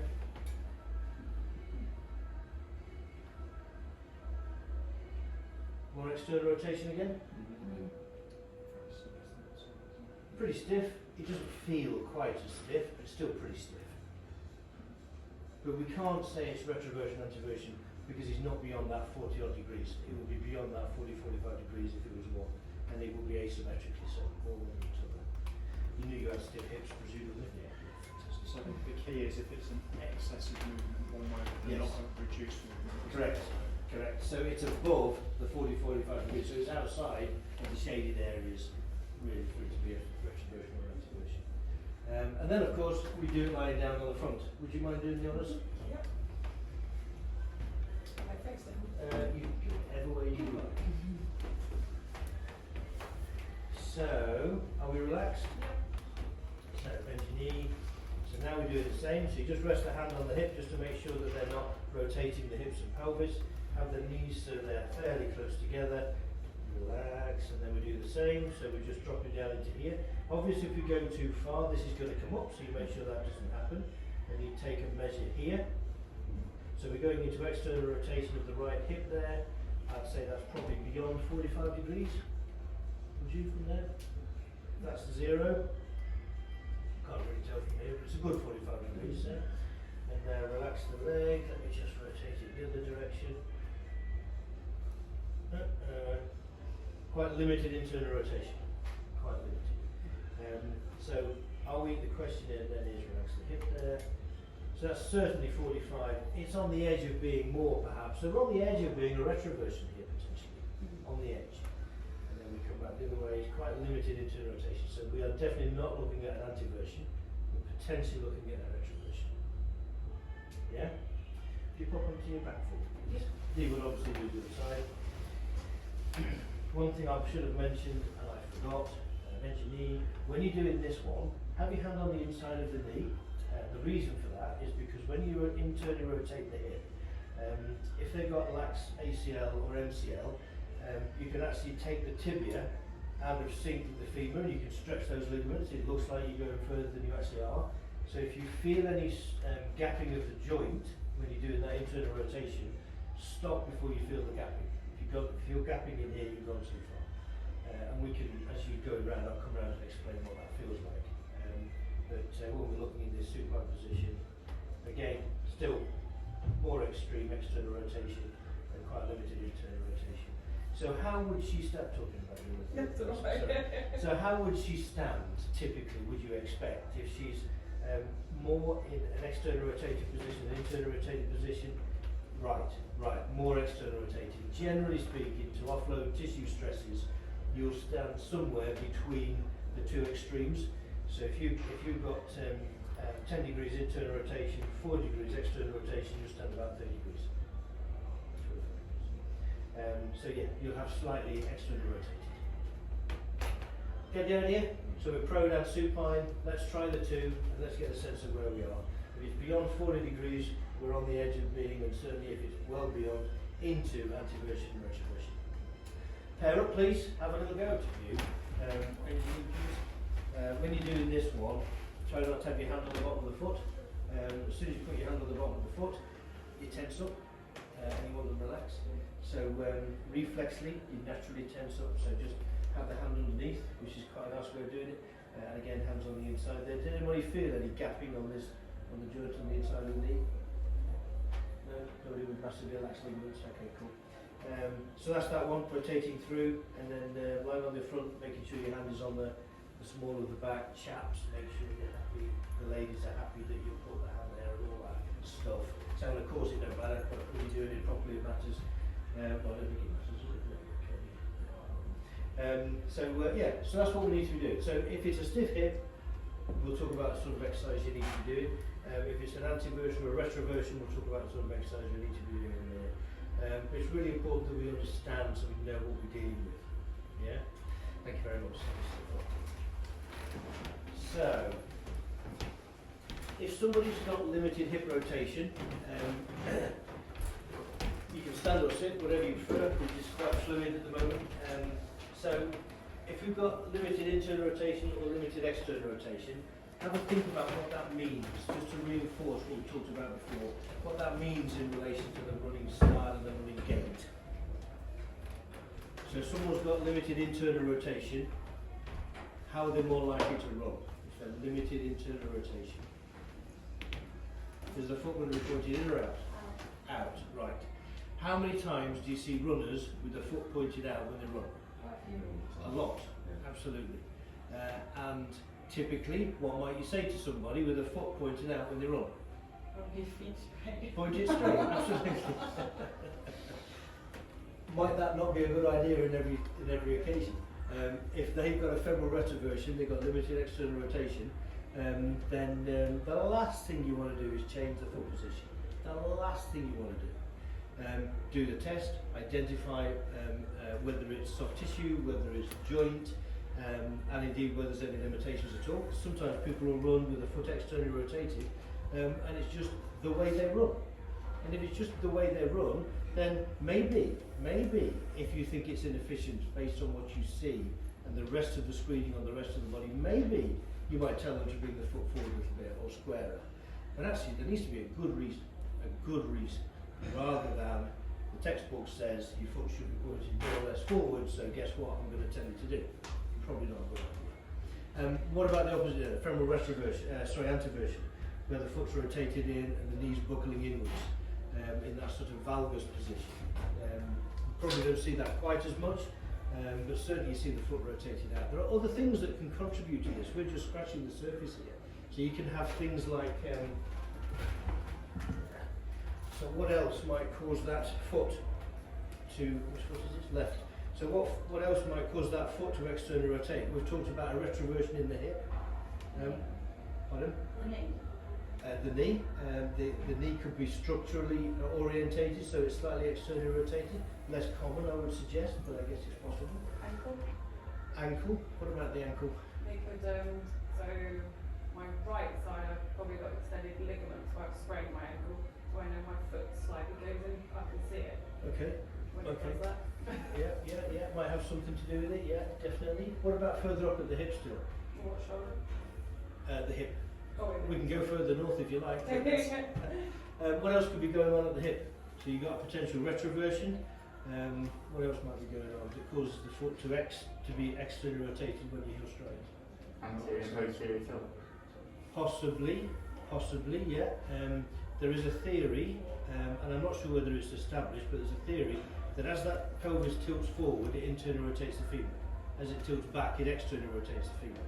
And if you do that yourself, certainly if you externally rotate and if you go back, you feel your femur's externally rotating. So theoretically that could be right. Yes, it's possible. Any other things further up? We're talking muscular or bone still. Could be developing into muscles now. Glute What? Sorry? activation. If it's Stretching out, overactivated yeah. or in spasm or tight or any of those things, absolutely it could. And what classically causes glute muscles, piriformis and so on to be overactive? Dysfunctional pelvis perhaps? SI joints not working, functioning correctly? Potentially those external rotators go into spasm. So there's 2 or 3 things with the hip, maybe something with the knee, the ankle certainly. What can cause the foot to be externally rotated when you run or walk? Tibial torsion. If the tibia is genetically, blame your parents, rotated, it could be that the foot naturally rotates out. We talked about something this morning with the calves, tight calves. You will almost certainly rotate the foot out if you've got tight calves, because you don't have the dorsiflexion range because of the tight calves, so you take the load off by externally rotating the foot, so you don't have to dorsiflex it so much when you go over the foot. So there's a ton of things that can cause the foot to be externally rotated. The last thing we want to do if we see somebody with an externally rotated foot, in inverted commas, is to tell them to keep the foot straight with the run, or more straight. Find out which of the many things can influence that before you even think about it. And you know what? If you can deal with some of those things, if it's right for that individual, the foot will naturally incline more forwards anyway. You often don't need to tell them. It will just happen. And then of course the exact same but opposite for an internal rotation. You've got a femoral anteversion and that leg's internally rotated, and that leg's internally rotated. All the things we've just talked about in reverse can contribute to the internal rotation. Tight internal rotators of the hip, you can have a valgus knee, you can have a pronating foot. All of these things can cause that foot to rotate. So don't change the extrinsic until you understand what's going on intrinsically. Yeah? One more thing about the testing. There is a theory, and I'd be interested in your view on this. Where's my clicker? Thank you. There is a theory that when you lie on your back, and this has been passed down in the annals of therapy sort of folklore, but I don't know that there's any evidence. I'm going to share it with you, but I don't know it's evidence-based. So in this position here, when you're lying on your back with your hip and your knee at 90 degrees, it's about 40 degrees either way. Theoretically, possibly, that's looking at the hip joint structure. The hip joint. When you're lying down on your front doing this movement, there is a theory that suggests that's more soft tissue. It's not necessarily the joint. I've never seen a paper, I don't know about yourself, but I've never seen a paper that proves that. Have you heard the theory? You mentioned it to me about 3 years ago. Oh, really? So what I now do is, because we noticed I'm a lot more mobile face down, so what I do is just not roll the leg to get a feel of what it feels like, because I'm still not sure. I do notice that generally supine is tighter. Yes. So I see just that. do a little bit extra, which isn't scientific at all. Kind of just loosen them off a bit. help, and also I then Get a sense of what the feel, is. so I might end up doing a Thomas test as well. Yeah, absolutely. And another way you can do that, would you want to lie on your back, please? Feed this in. Back. Yeah. And someone really says I do a quadrant. Yes. So you can sort of, are we relaxed? You can sort of do this sort of business, just to get a sense of what's going on, which is along the lines of what you're talking about. Yeah. When they lie down, do the feet stick out, do they stick in, that sort of, just to give you more of a sense.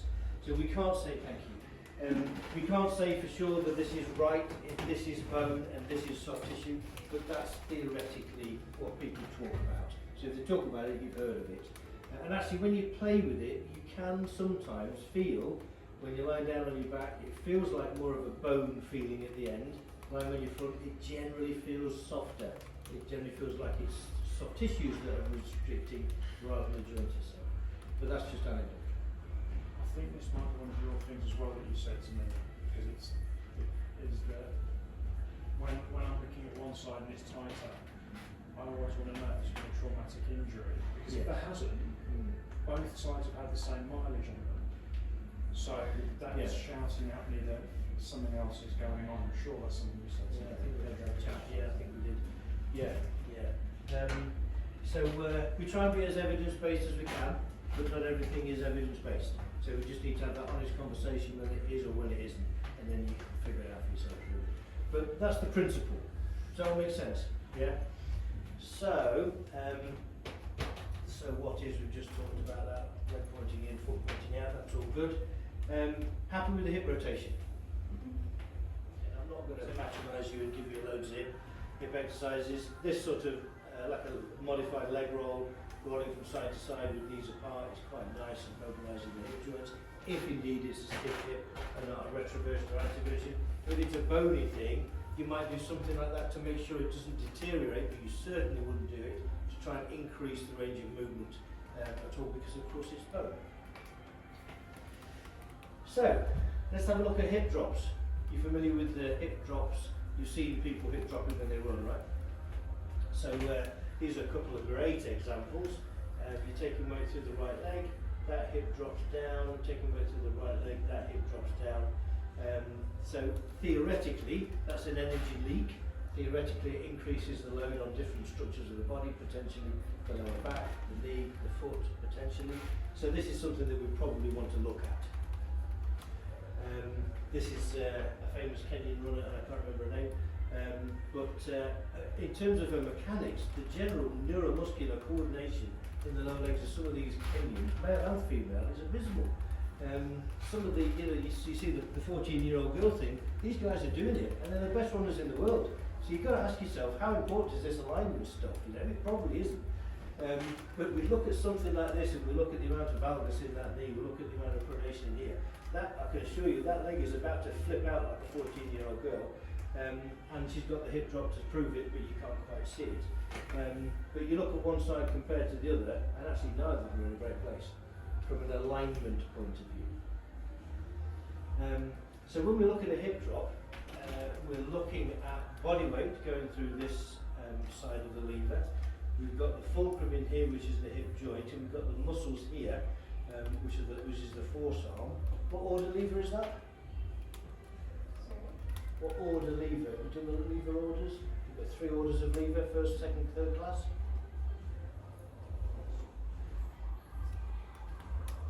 Have you not heard of this one? It's on the portal. Is it on the portal? Put it on the portal. Yeah, get There, on the portal. on the portal there's a Fundamental Principles of Movement Analysis online course if you want it. It's on the website. Correct. Yes. I remember. It's a first class lever. The fulcrum's in the middle, it's a first class lever. So if you've got a short femoral neck, or if you've got a very wide pelvis, it's very difficult not to hip drop. You know, male and female, but more females tend to have a wider pelvis, and so the lever arm for the body weight is much larger, and that's why females tend to hip. One of the reasons why females tend to hip drop more than males. And if you see a female hip dropping and it's symmetrical and they don't have problems, probably not something you want to worry too much about, because it's a mechanical thing that they have to do. So, have a think about the different things that can cause a hip drop. We just talked about the mechanics, potentially the width of the pelvis. What other things might cause a hip drop? Muscle imbalances. Yes, absolutely. Weak muscles on the outside of the hip, weak hip abductors can cause that, absolutely right. What other things might? Yes, yeah, quite possibly.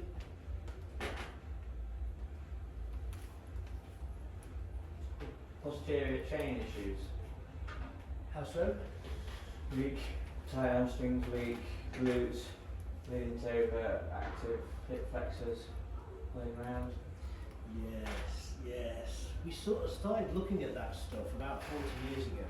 And I had a similar question in my final exam in 1986. I don't look old enough to, I'll be honest. I was 1. Carry on. It's a good job there's no exam at the end of this, you would fail. What else was I talking about? Etching the slates. Posterior chain. Oh yeah, that's right. Yeah. And you've seen these theories about cross syndromes as well. You know, you've got tight hip flexors, throws it forward, tight hamstring pulls it back, all that kind of stuff. It's kind of been disproven. It's a lovely theory, and it fits. You know, it's all fabulous, but then actually when you get out there and you start measuring people, the two don't seem to marry. I've seen so many people with tight hamstrings, and yet they've got a forward anterior tilt of the pelvis, and yet theoretically it should be posterior. So many people with tight hip flexors, and they've got posterior tilted pelvises, and so on. So it's a case of measuring each individual. But I was where you were, absolutely, because that's what we were taught. But it's about trying to identify each individual on their own merit and then working that. Maybe some occasions that's right. Maybe some occasions that's right. So the levers we've talked about, even the femoral versions that we've just talked about, that can certainly contribute towards a hip drop. And then we've got the coxa vera and coxa valga, which is a little structural problem with the hip joint, which I'll show you now. And then, as you rightly say, muscle weakness, which we'll cover later. So let's have a look at this coxa vera, coxa valga thing. Let me just move that across a little. Have you heard of the term? Coxa vera, coxa valga? Yeah, generally heard of it? So the normal angle of the hip, so previously we were looking at a cross section, so looking down on the top of the femur. Now what we're doing is looking at it from the front.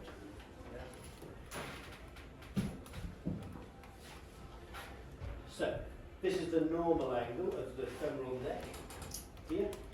A coxa vera is where that angle decreases, and a coxa valga is where that angle increases.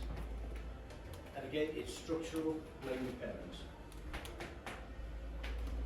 I'm probably the same age as you,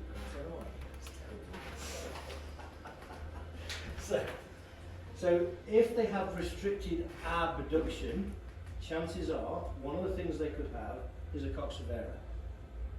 So they can't take the leg out very far here. It might not be it may not be soft tissue. It may be structural. It may be a coxa vera. So when we look, you typically it's not always the case, but typically you've got a coxa vera here. You typically have a knock knee. If you have a coxa valgus here, which is this one, typically you have bow legs, and they tend to work in sync. Not always, but they tend to.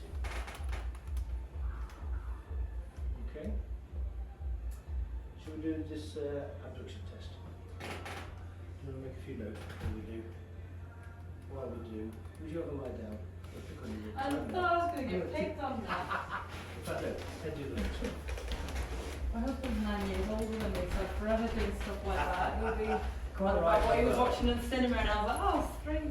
I'm 2 years older than my missus, so for 2 weeks of the year she takes the mickey because I'm older than her. Right guys, ready? So, we're trying to identify whether someone's got a coxa vera or coxa valga. It's hard to tell whether they've got a coxa valga, but you can tell certainly whether they've got a coxa vera. Have they got a limited amount of hip abduction? So, have them squared up. Can I just move your hips to your right, to the left, sorry? That's it, so you're nice and square on the bench. So what we do is we ask them to relax. ASIS, anterior superior iliac spine, is this bit. Do you mind if I put my hand on your anterior superior iliac spine? No. Most people won't have a clue what you're talking about. Can I put my hand on your hip? So you stick your hand on here just to make sure that that doesn't move. And then basically what you're going to do is you're going to take that. Sometimes you have to kind of coax them, just relax, and you take it out, and basically you take it out as far as you can until this starts to drop. As soon as that starts to drop, you know you've reached the maximum tissue extensibility here. So, just you relax. So watch my fingers.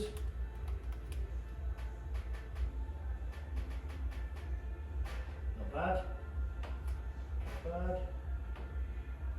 Just feeling as though they're starting to want to drop now. So at that point, you take a look. 45 degrees, no problem at all. No problem at all. Do you worry about where the toes are facing? I try and allow them, yes, a good point. I try and allow them to be relaxed. If they've got anything like a stiff hip, particularly if they've got retroversion, anteversion, or if they're inclined to be stiff in one of the rotators, try and identify what they are and keep it in whatever their neutral is. Yeah? So let's just do that a little bit. Alright. So let's have a little look. So she's more inclined into an external rotator position. and she's more limited internal. So I would allow her to externally rotate that hip a little bit when she rotates. Just because it's right for her, maybe not somebody else. So let's have a look at this other side. So relax, say when. Relax, relax, relax.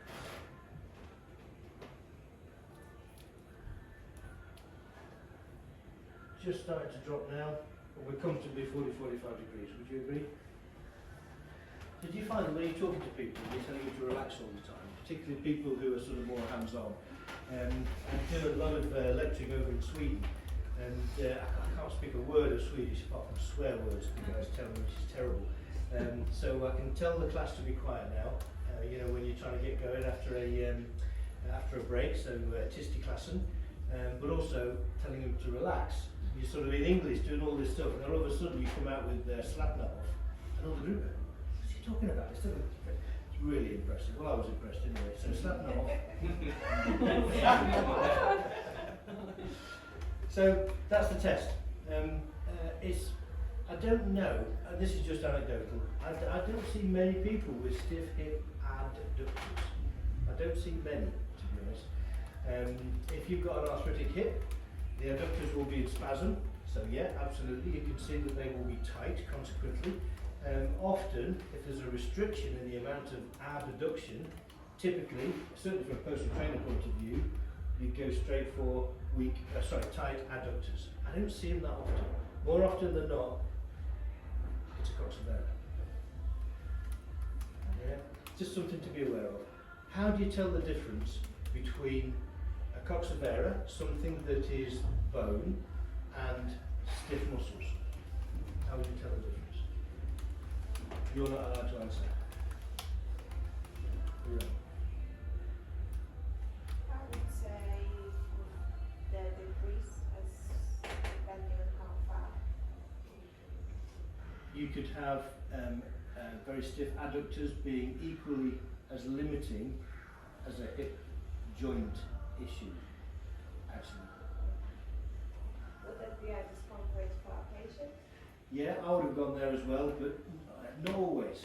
Not always. Sometimes if you've got an arthritic hip, then yeah, sometimes it can be painful, but Would sometimes... they be able to say like, oh, I'm feeling stiff here, That's rather than... partly, yeah, partly they may feel it in here, but that might be muscle spasm because they've got a problem with the hip rather than an overt inflexibility. You're on the right lines. It's really good. Really good. You're done. Any ideas, guys? Right. Right, absolutely. So what you do, if you're not sure whether it's the joint or you're not sure whether it's the soft tissues, do something to the soft tissues. So stretch them, release them, massage them, do something, and then when you go back and do the retest, if it improves, chances are it's soft tissue. If it doesn't change, chances are it's bone or joint. Yeah? So you're on the right lines, just that last bit was good. Can I go you? Yeah. No, you've got to lie there all day. Right, you get the idea? Have a practice out. We're doing really good on the timing, by the way. The whole course is geared around about a dozen, 15 people doing it. So when you've got a lesser number, we tend to finish a lot quicker. And especially as we've got a little restricted lunch hour and restricted break, so we'll almost certainly finish a bit early. But we've got a lot of practical stuff coming up in a bit, or more practical stuff, so you can practice and practice. So just piecing this whole alignment thing together again. It's not so much about the alignment, it's not so much about that, it's about trying to understand why they may be misaligned, if indeed misaligned is the right word, and what you can do about it from an exercise point of view.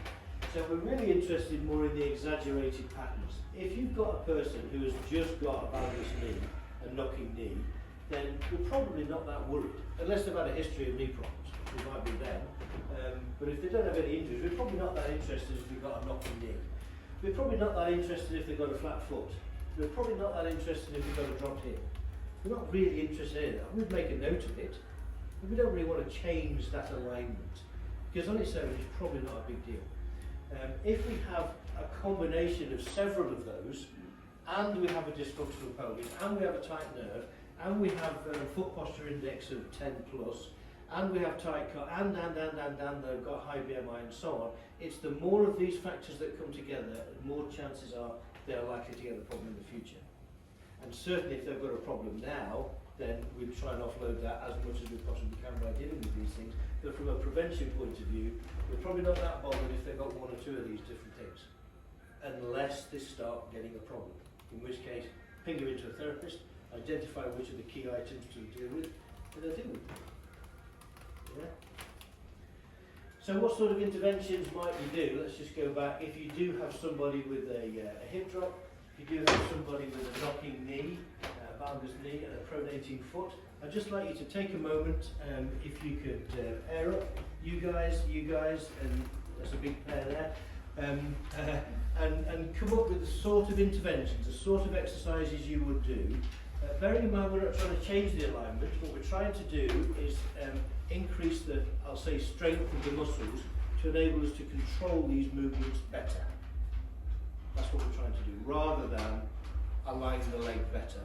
We're just trying to control the fact that yes, that knee's going in, we're going to accept that it's going in, but what exercises can we do, what muscles can we strengthen, and how would we do it by trying to control that internal rotation better, rather than trying to stop it. Does that make sense? Mm-hmm. You understand the task? We have 10 minutes, team. To see if there's difference left and right, so if we're rolling over on the floor without using our arm. Rolling over, show us. That's mean. Show us. Well, I'm going to do it, we're like, okay. Mark, you come with them. Right, So come on, right. so just move this up. That's it. Here's what you need, chaps. It's a case of being able to roll over Okay. and then go the other way without cheating like I am using my arms. Because I've got to use my glutes to Okay. activate that. And just looking if there's difference left and right is a good start, because most of the stuff that I end up doing is because there's a big difference left and right. Right. And I'm looking to level because of the motion of doing that. So I feel I kind of get a passion having answered the question properly.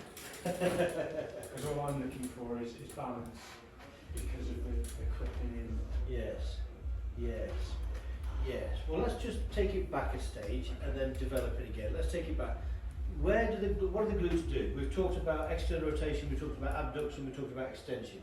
Glute max, that's what it does, right? So, in what ranges does glute max work most efficiently? Where is it strongest, for want of a better term? Is it back here somewhere? Is it up here? Is it out here? Is it across here? Is it internal rotated, external rotated? In which position are its fibres at a mechanical advantage?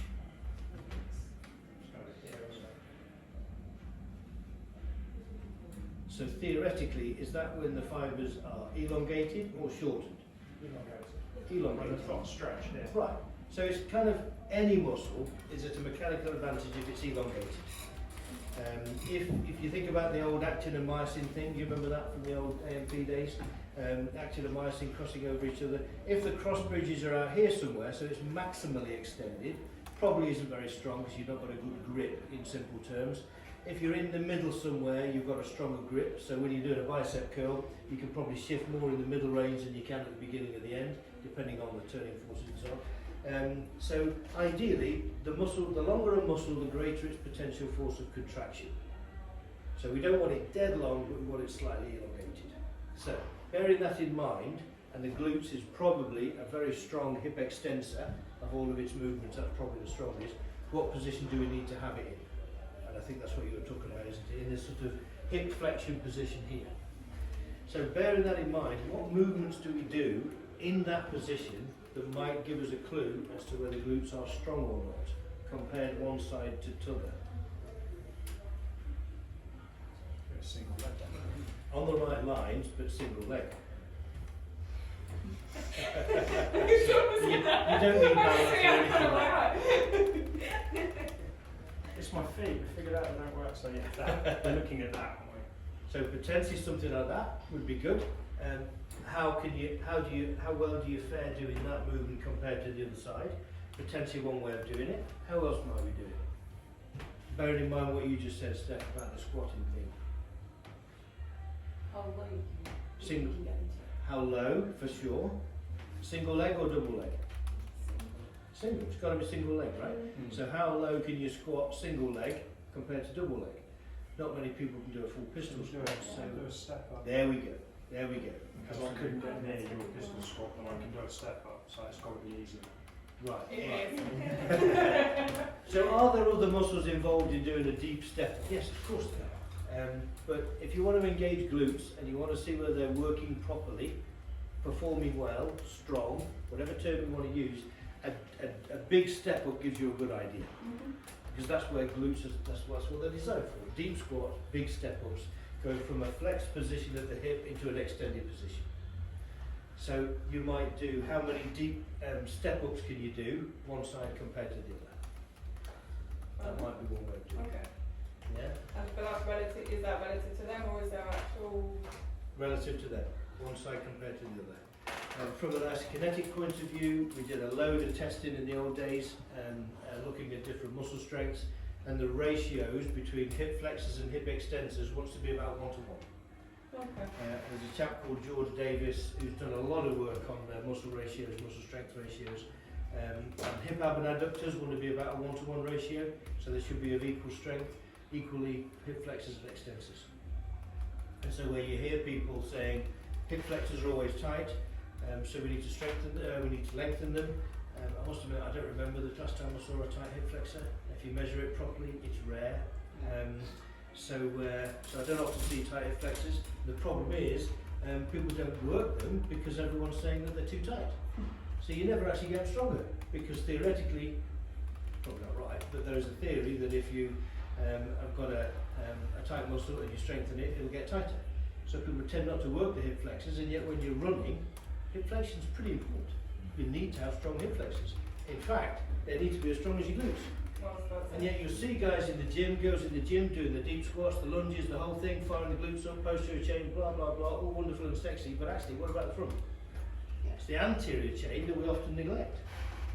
And it's as important, because we have to have that balance. We have to have the ratios in an appropriate way so we can make sure that the joint has the capacity to function how it was intended.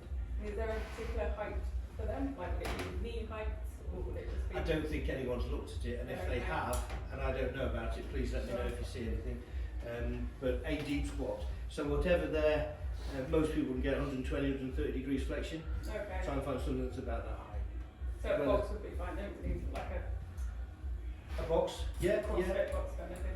I don't know how big they are, but potentially. With a phone.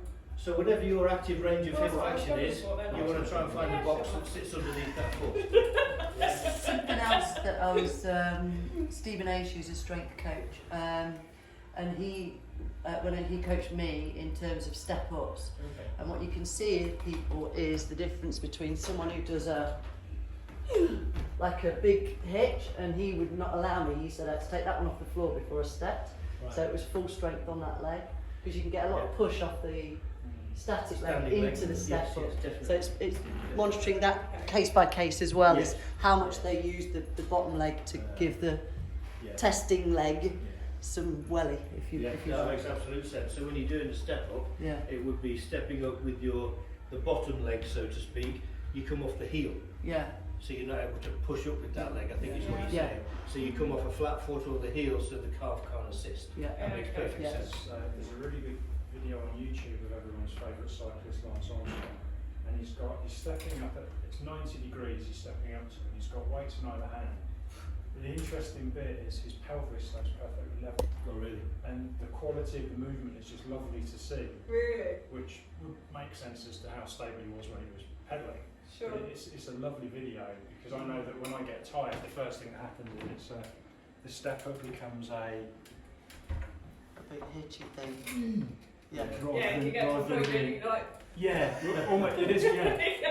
And rather than just that lovely movement, so probably see that before failure. Probably. Quite probably. possibly. Keep that form. Absolutely right. Absolutely right.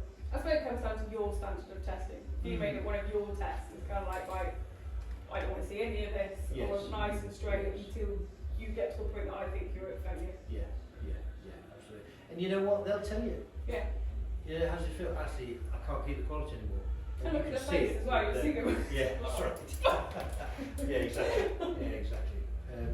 So there's a few ideas few ideas. I don't think there's a definitive way unless you're going to test somebody with 50, 60 grams worth of ice kinetic gear. You're not going to know for sure, but these are a few ideas really. Certainly you would make sure the pelvis is functioning correctly.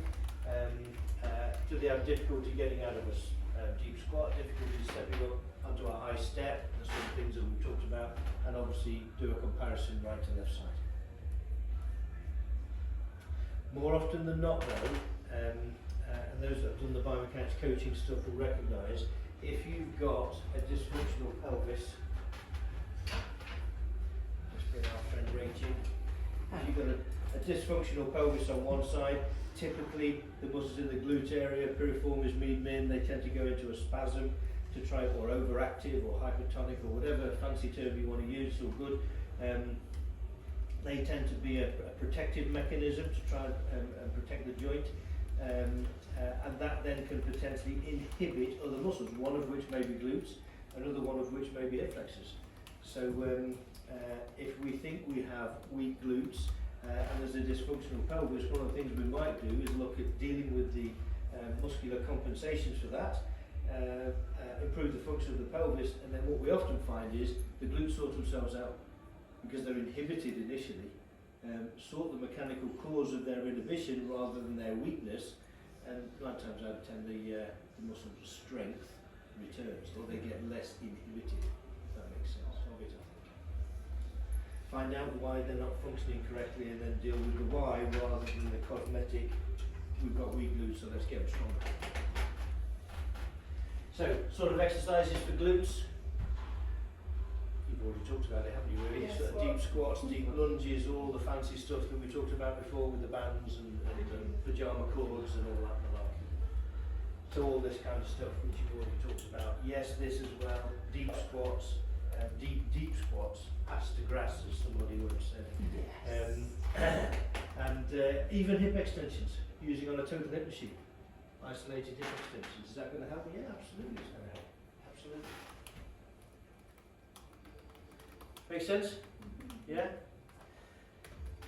So, when it comes to sort of hip and knee biomechanics, these are the different things that we tend to see. The femoral anteversion, coxavera tend to work together, and likewise the retroversion and coxovalgia tend to work together. And if you've got somebody with a knee that's coming in here, this might be something you look at. If you've got a knee that's coming in here, this is something you might look at. But ultimately, the most important thing to take away, the aim is not to change the extrinsic experience. The aim is not to try and stop them from internally rotating the hip or internally balancing the knee. It's not what it's about. It's about trying to reduce the load or manage the load better. Can we improve their performance? Can we get them stronger, for want of a better term? So when that does happen, it doesn't load the structures abnormally. They can cope with the load. And of course, try and resolve any intrinsic biomechanical issues, and then ultimately you've got the opportunity of improving their neuromuscular control.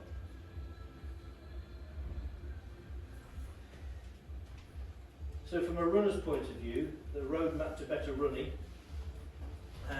we need to understand past medical history, we need to understand the shoe history and what works for them from a shoe point of view, bear in mind the different types. Of course they need some kind of biomechanical assessment, intrinsic and extrinsic. Link with coaches, obviously some of you already are coaches, so that's all good. If you're not, make sure you link with the coach so you're understanding the extrinsic and the intrinsic and how that whole piece is together. And then we need to make sure the foot, the knee, the hip, the spine, the neural structures all have the capacity to be able to function normally for that individual, to be able to function well. And sometimes what we do is we get this spider's web and we say, well actually the foot's 90% functional, the knee's only 60%, the hips 90% and so on. So you can immediately see where the weak links on that individual are. So you know you need to deal with this or whatever it might be. Bear in mind the terrain that they're working on, the event they do, the history we've talked about. And then, as I say, link in with as many different professionals as you can to get this integrated approach, which is ultimately what we want to be doing. Okay, that's the end of the talk and chalk bit. Now it's practice time. Any questions on any of this stuff before we go into the practice stuff. We'll have a 5-minute break and then we'll go into the practical stuff. Are we all good? Yeah? Where are we now? Let's take 10 minutes and then we'll do some practical work and you can start practicing all these.